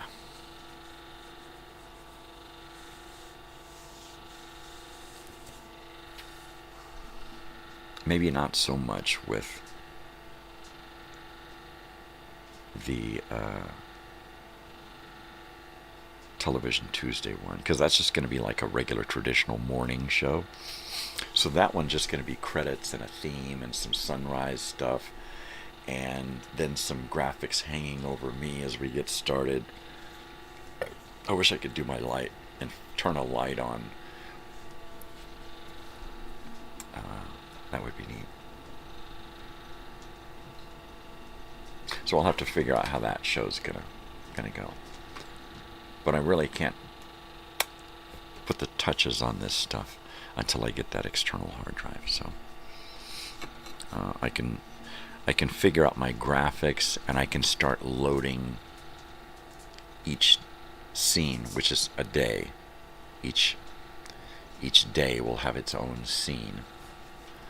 And then I'll have the multiple sources that I can turn on and off, which means doing like the globe, turning the stuff off and on, and kind of bring my graphics in and out that way, as well as using my graphics computer to bring in videos and photographs and stuff that we can look at together. So it'll be cool. It'll be totally cool. But it'll be a different animal every day of the week. And they will require their own screen and their own graphics. And some days we'll have commercials. Some days it'll be radio stuff. So it's a lot to get a handle on.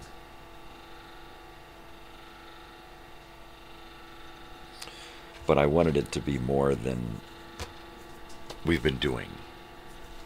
The show has really changed. The show has had its own arc. So we're arcing again. We're going to do a change of pace. And really, I think what I'm going to do is I'm going to take everything from the last 4 seasons and I'm going to make it hidden. And you can only watch it if you're a subscriber. And everything that will be visible for the morning shows will just be this show. The morning show. Redubbed the morning show. The show originally is Mornings with Crazy Old Weird Bearded Guy, and we're gonna switch it up and go to the morning show. And if you noticed, I trimmed my beard here. We're gonna kick it up a notch. You know, we're just gonna kick it up and rework everything, so that if you step into this watching the morning show from the beginning of season 5, you're not gonna know. You're not even gonna be able to imagine this happening, because it's gonna be totally different. Friday's gonna be similar to this, but it'll still have its own feel.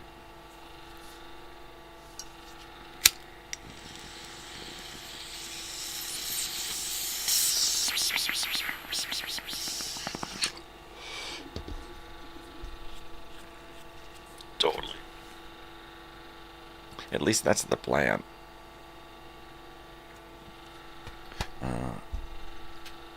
Hopefully the execution of that plan will be what I expect it to be. We'll see. We shall see. We got about 40 minutes left on this morning's show. And then I'm out. I'm probably gonna kill an hour or so playing video games here. Just because that'll get me pumped up. And I don't really feel like eating the first few hours after the show, so.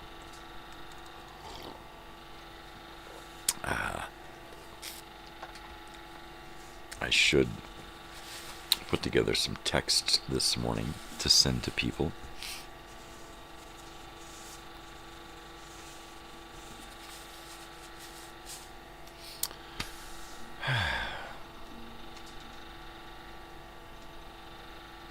And then what I think we should probably do is, if you're still there, Susie, I think the easiest thing would be for me to get you my phone number through William, so that we have a way to communicate aside from the show.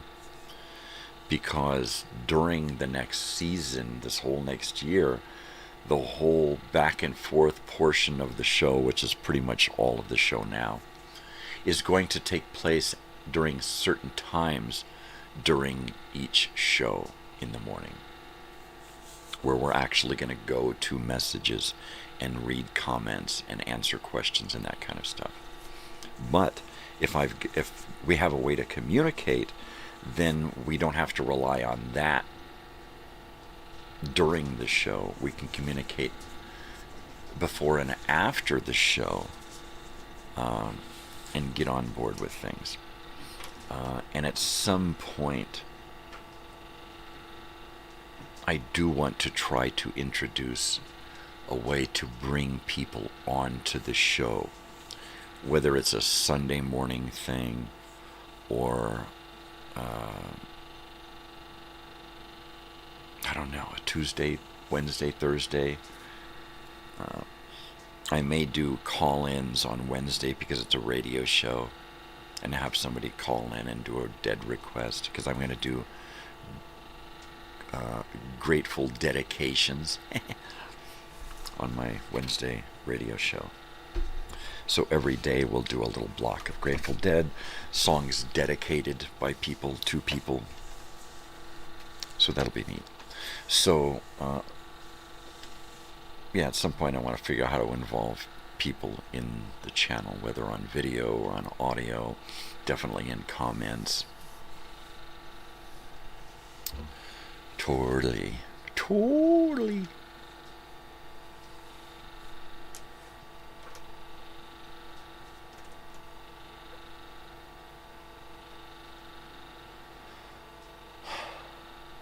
And a schedule.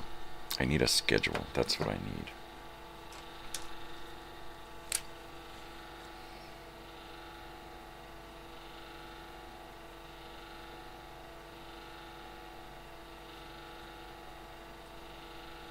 So I have ways of scheduling how to do my show and morning as agendas and things where I can fill in information, right, to prepare for a show or to keep track of what's happening on a show, or both. I need a daily schedule, a page that I can print out that is arranged so that every day I use the same sheet of paper for every Monday, every Tuesday, every Wednesday, so that on most days things that I do are the same. I do them but on some days it's different because I'm obligated somewhere else, right? And then I have to have blocks during the middle of the day set out for just that, whether I'm helping my wife work or whether I'm going with my daughter to school or whether we've got something else going on. But there has to be a block during the middle of the day for that, which is where those usually happen. From 11 o'clock to 4 o'clock, we're usually busy doing something, whether it's working and going shopping or doing stuff after work, or whether we're going to school and then doing that and stuff after school. But most days, I should be able to have the mornings the same every morning.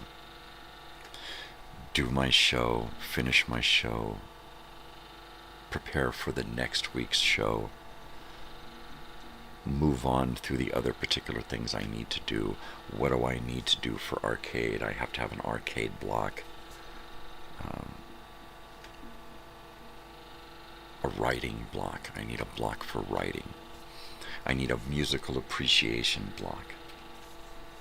You know? Everything has to have a time and a place. And if I can get into having a schedule and some kind of routine, then I'm all the better for it. Because right now I'm just floundering. I have a lot of routine, but it's not routine enough to accomplish what I need to do, my end goals. So I need to take my end goals and roadmap how to get there, and then make that schedule fit that roadmap. And that's rough. It's hard to balance all of these things. You know?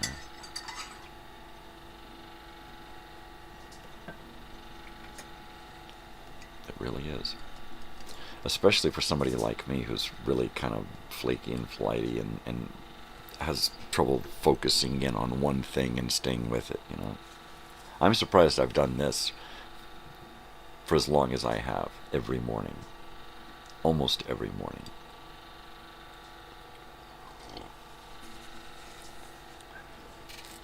I think it's because there's nobody else in the morning, most days, unless I have a guest. Nobody else is here in the mornings until the end of my show. And I'm responsible. It's my thing. So I think that because I have done like 2 years of this now,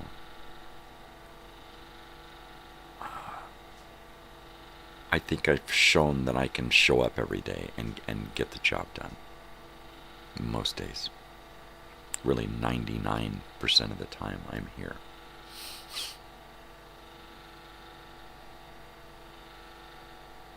So if I can transfer that into running a small business, i.e. the arcade,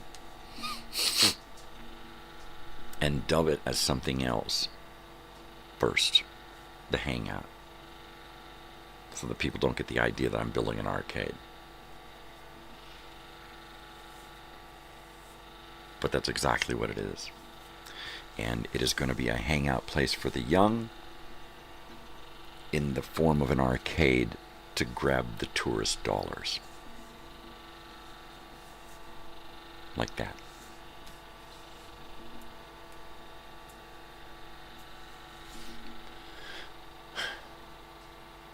So I need a schedule I can fill out and know every day, when I get done here, I do this. When I get done with that, I do this. When I get done with that, I do this. And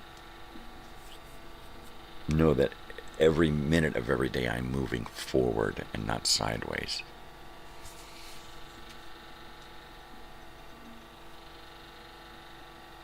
Because this show's been sideways for a long time.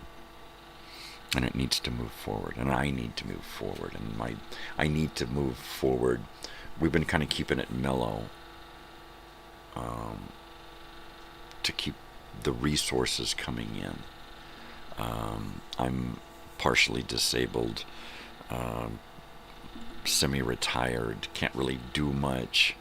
Right? So we've had really no choice to keep our income on the down low. But that's also enabled us to get assistance and send our daughter to school. that needs to change. I need to get off of assistance and get things back on our side of the game and get our own health insurance, basically. And that's it. That's all assistance is getting health insurance. That's all we used assistance for, was health insurance, because it's ridiculous.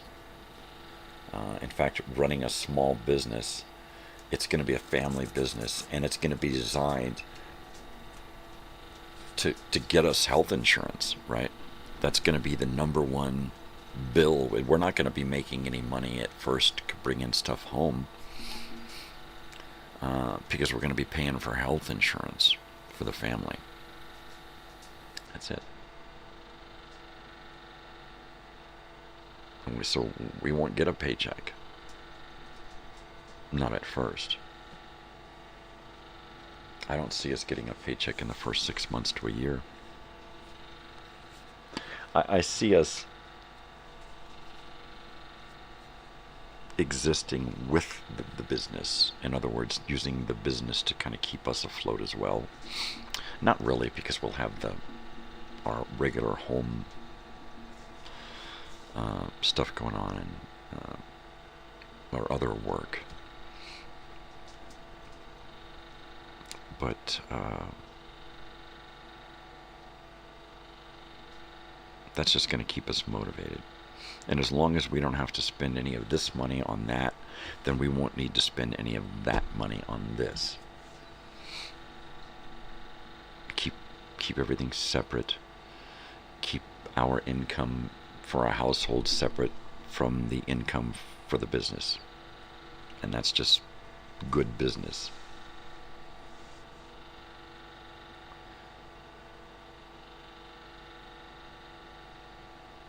I just want rapid growth, and the only way to get that is to have the business where there's foot traffic.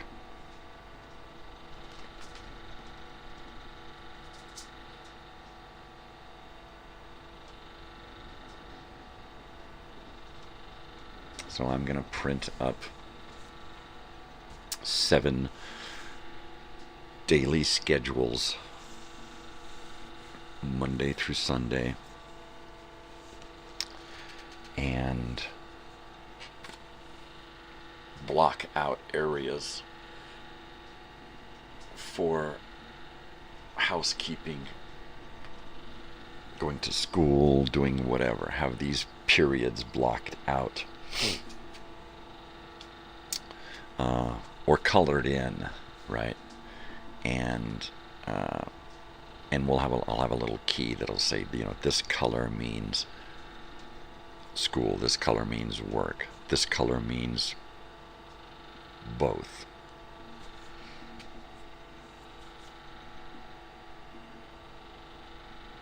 And then have, my whole morning routine, the show routine, the post-production routine,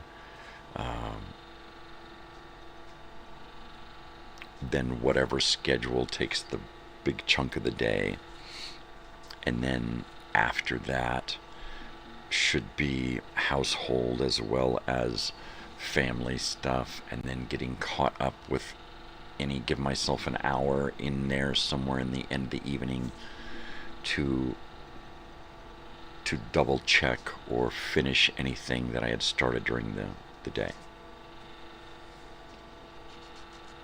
But also, I need to actually schedule in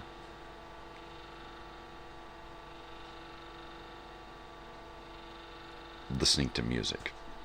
I actually have to schedule it in, or else I will get so wrapped up in stuff, I'll lose myself and not be able to enjoy all of these albums that I have. And that's a bummer. What a waste, right?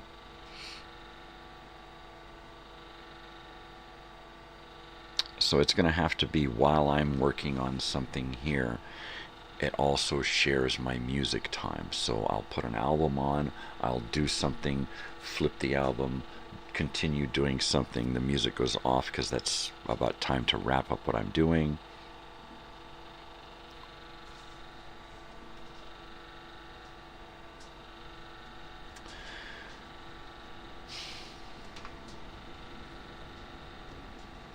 Chromebook would be probably the best solution for writing.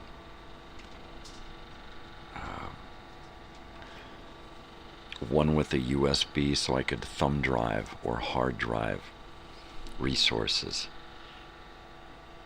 Even if I'm just writing here and then saving and sharing to the home, or all I'm using this for is writing and research. Another live computer.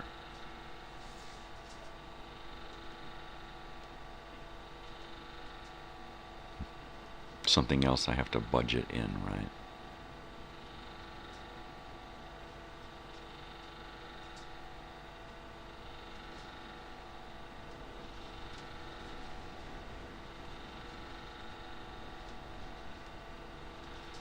Yep, starting to drift off into my own mind again.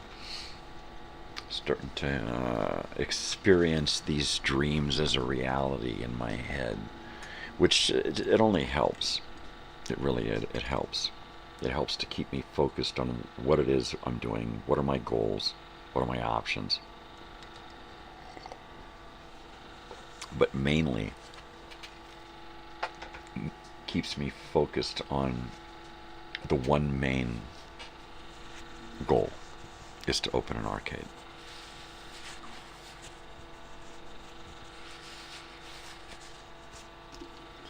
And that's it. And the only thing that can stop me is not having a building to do it in. Because at some point I'm going to raise enough money to either get a building or get some arcade machines, or both. Period. Period. It's either that, or I realize, if over the next 6 months I come to the realization that there's just no building available, and there will not be a building available for me. Meaning that there's nothing I can afford. There's either nothing available, or there's nothing that I can afford because it's for sale, or people are crazy and they just want to overcharge. So there are a few things that would stop this dead in its tracks. Not finding a building is the first. Not being able to raise any money at all of any significance would probably be another fail point.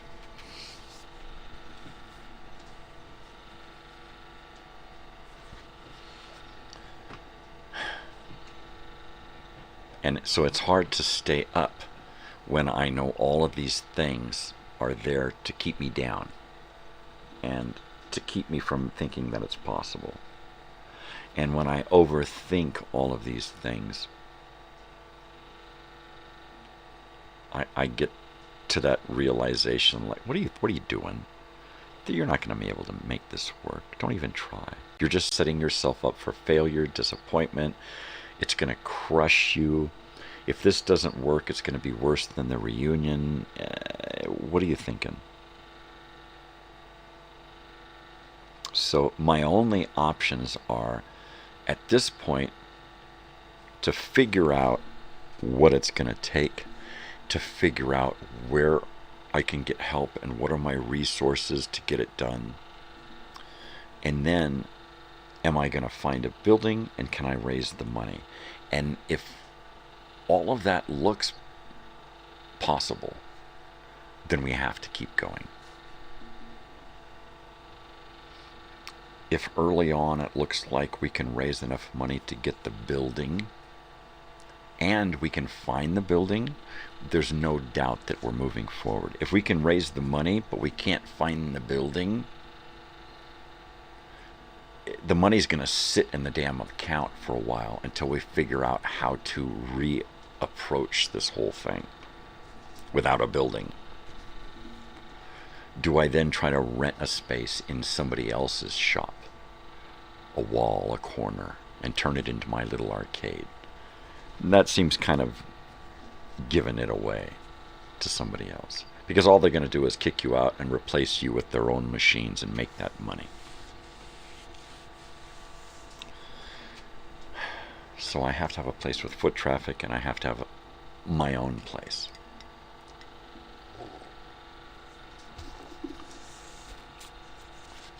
That's a tall order out here. It's got to have foot traffic. It's got to have foot traffic. It's got to be near the main path.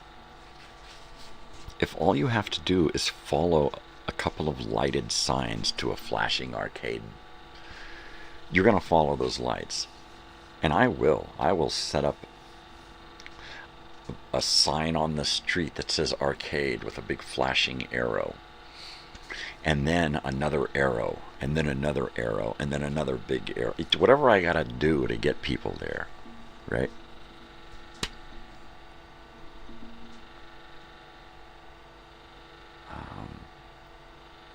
We'll put you on the wall we'll have a week, right?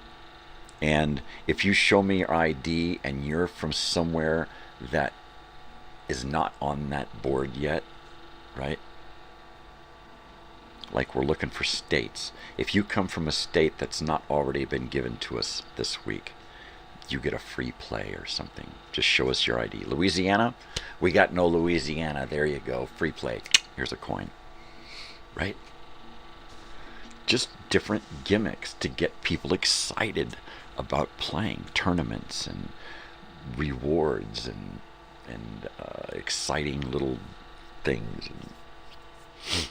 Have a screen printing area where you can come in and design your own shirt, right? Or screen print your own shirt. Pick from some screens and do your own shirt. Hang out, and while it's drying, you can play some games, and you pay for all of it. Fuck. I'd be totally on board with that. Up a corner with some easels and paints and drawing stuff, and you just want to get out of the heat and come in and hang out. Go over there, and, some stuff you just borrow and some stuff you rent. You can use the easel, bring your own stuff. If you want stuff, then you can buy some paper and rent some paints. Buy a canvas and rent the paint set so that the rent pays for us having to replace the paints. I mean, that's it. That's all. Have little kits for sale. Once a week or once a month, have an instructor show up and give a class.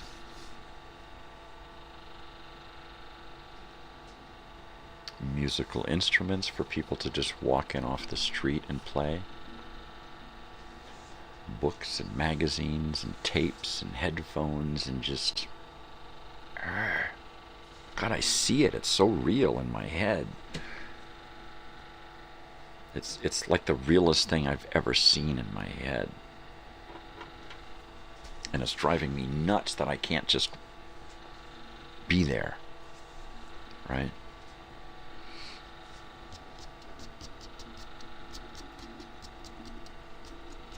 So if I can just prove that it's possible, raising the money and running the business is possible. It's highly possible. It's so possible that it could, we could do it in our sleep, right? Now, we've proven that it's possible. How do we get the money and how do we get the building? That's it. That's all. It's going to drive me crazy until I figure out yes or no. Because that's what it all comes down to, is yes or no. Can we make it happen? Yes or no?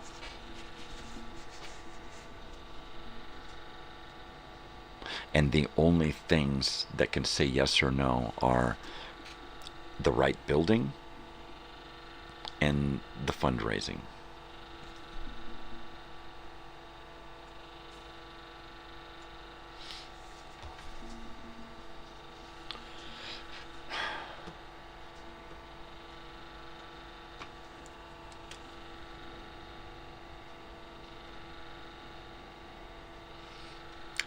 inventory. I have to prove that I have inventory for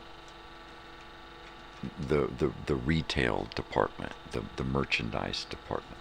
So we are going to have to, as a family, get together and figure out how to come up with that merchandise. I know if I get my wife on my side, she can make me over-the-shoulder bags, handbags, little water bags and phone bags and that kind of stuff made out of old denim and corduroy and old cool materials, right?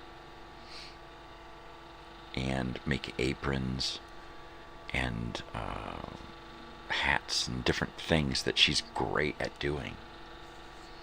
And have her create her own department of goods that she is creating using us as her helpers, right? And then I create a little department of my own where I come up with refurbished tapes and stereos and that kind of stuff, and then I use them as my helpers on occasion, right? And then get my daughter to figure out what angle she's gonna go at, and then she uses us as her helpers.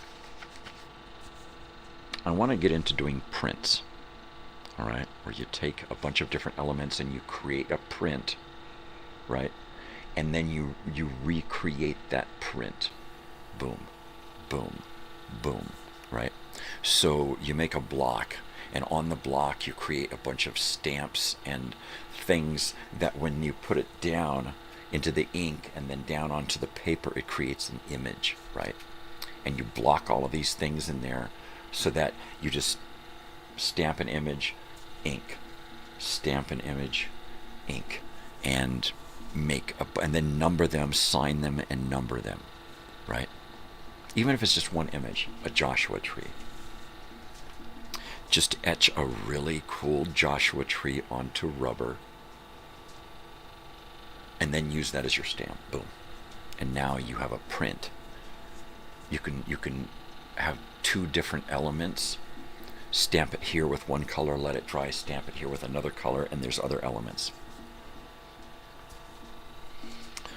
And have an art area where we create these things, and you can come in and rent the area and do it yourself, or just come in and buy something that somebody created there.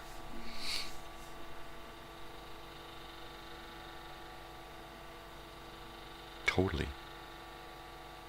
Easy peasy.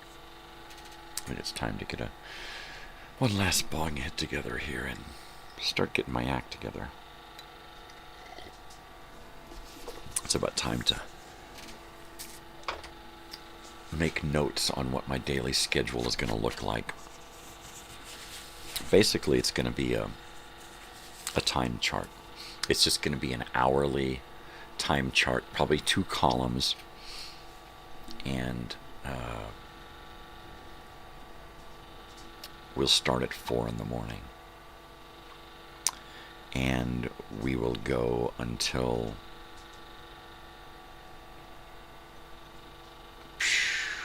I don't know. I was going to say 4 in the evening, but that's too soon. It's going to have to go till 8 in the evening, 4 to 8, 4 a.m. to 8 p.m., because that's about when I sign off for the day as far as taking my teeth out and getting into bed.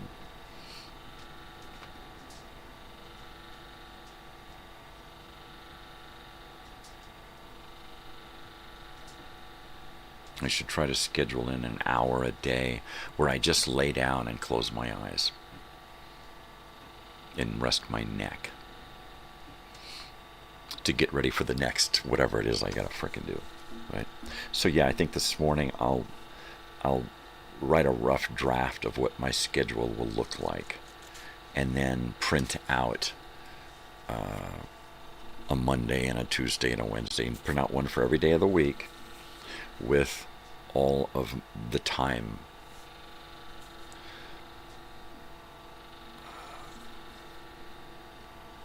I think it'll be a 4 a.m. 4:30 a.m., 5 a.m., 5:30, and go on and on and on and on and on, all the way until the last entry should probably be at 8 at the very latest. That should be the latest entry. Because I really need, if I'm going to keep a schedule, I need to keep a sleep schedule as well. And that's going to be pretty heavy stuff.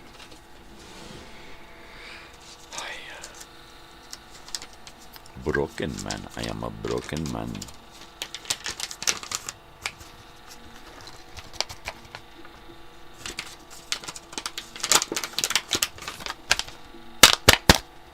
Pardon the noise there.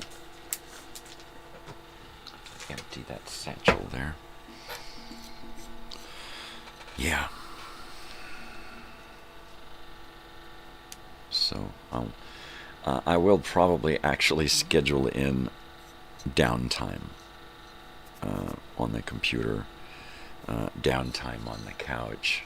Most of that will take place in the evening, after 6. I think most of the nights it's after 6 it's going to be hanging out. My daughter and I have been hitting the TV hard watching Stranger Things, so I don't want that to change, but for the next year's schedule I have to make sure that I devote enough of my time here and there and everywhere and get shit done. So I'll schedule in a little downtime in the morning and a little downtime in the afternoon, a little downtime in the evening, and have periods, blocks in the day that can be utilized for any number of different purposes. You know, make sure that if I'm going to go out and work or go to school with my daughter or go shopping or do any of that, that it happens during its block, so that I'm not interfering with the schedule. Keep a pretty loose schedule, but try to keep on schedule. Stay focused. Get shit done. Fucking wind. Because, I'm a week away from starting my new season. And a new year. And I want this year to be like the most productive year of my life, if possible. Not just on the channel, not just at home with the family, not just at work, but in life overall. It has to be the most productive. On the channel, just the live stuff. I don't want to get into producing heavy stuff unless it has to do with the live stuff, because that's the meat and potatoes of this fucking channel, really, at this point. It was old-time radio shows and educational films, and now it's gone back to being all about live. Now that we have enough content on the channel to keep us occupied, we have the live stuff to keep us going every day. And now that live stuff has to be more about all of the other videos that we offer on the channel. If I'm going to be making new videos, I need to be taking concert footage over the last few years that my daughter and I have made and start bringing pieces of those concerts, montages, little collections of photos and videos and whatever. But get together with my daughter and curate a bunch of that stuff and get it to where I can use it. Get it to where I can use it. I can't get into using Apple, computers because it's a different animal, and I don't want to go there. I just want to stay with what I have. So I need her help in taking her stuff and transferring it to my stuff. Heavy. Heavy. Totally.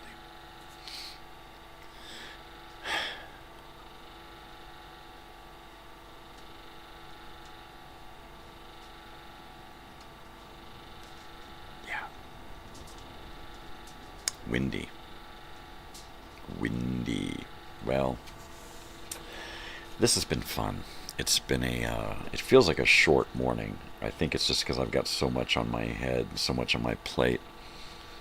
I just can't focus. Pardon me. I just can't focus, man. Focus.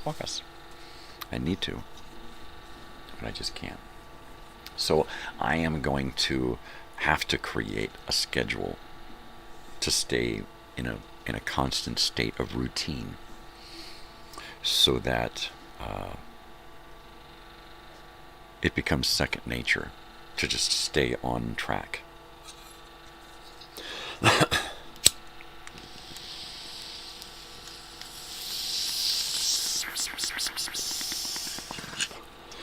Yeah, well, Susie, if you're still there, I hope you guys get some food and weed and stuff soon.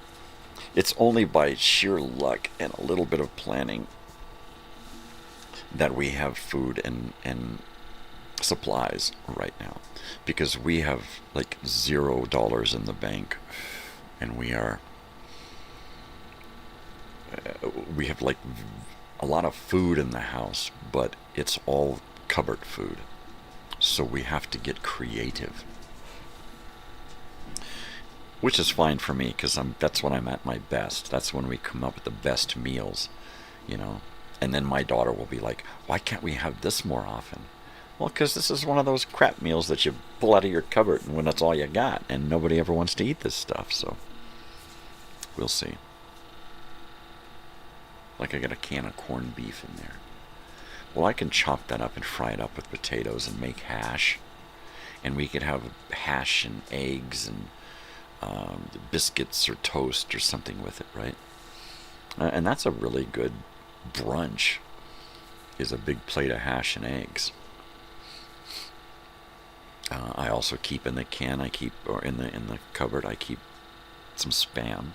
I keep canned chicken, canned ham, canned tuna, canned potted beef, other cans of things that will extend something else, right? A can of diced tomatoes and a box of rainbow curly pasta and a thing and a bottle of creamy Caesar dressing, right? That's it. There you go. And you've got a little pasta side dish. You know, put some chicken on the side, or some more veggies. Have some baguette with it or something. Make some dinner rolls.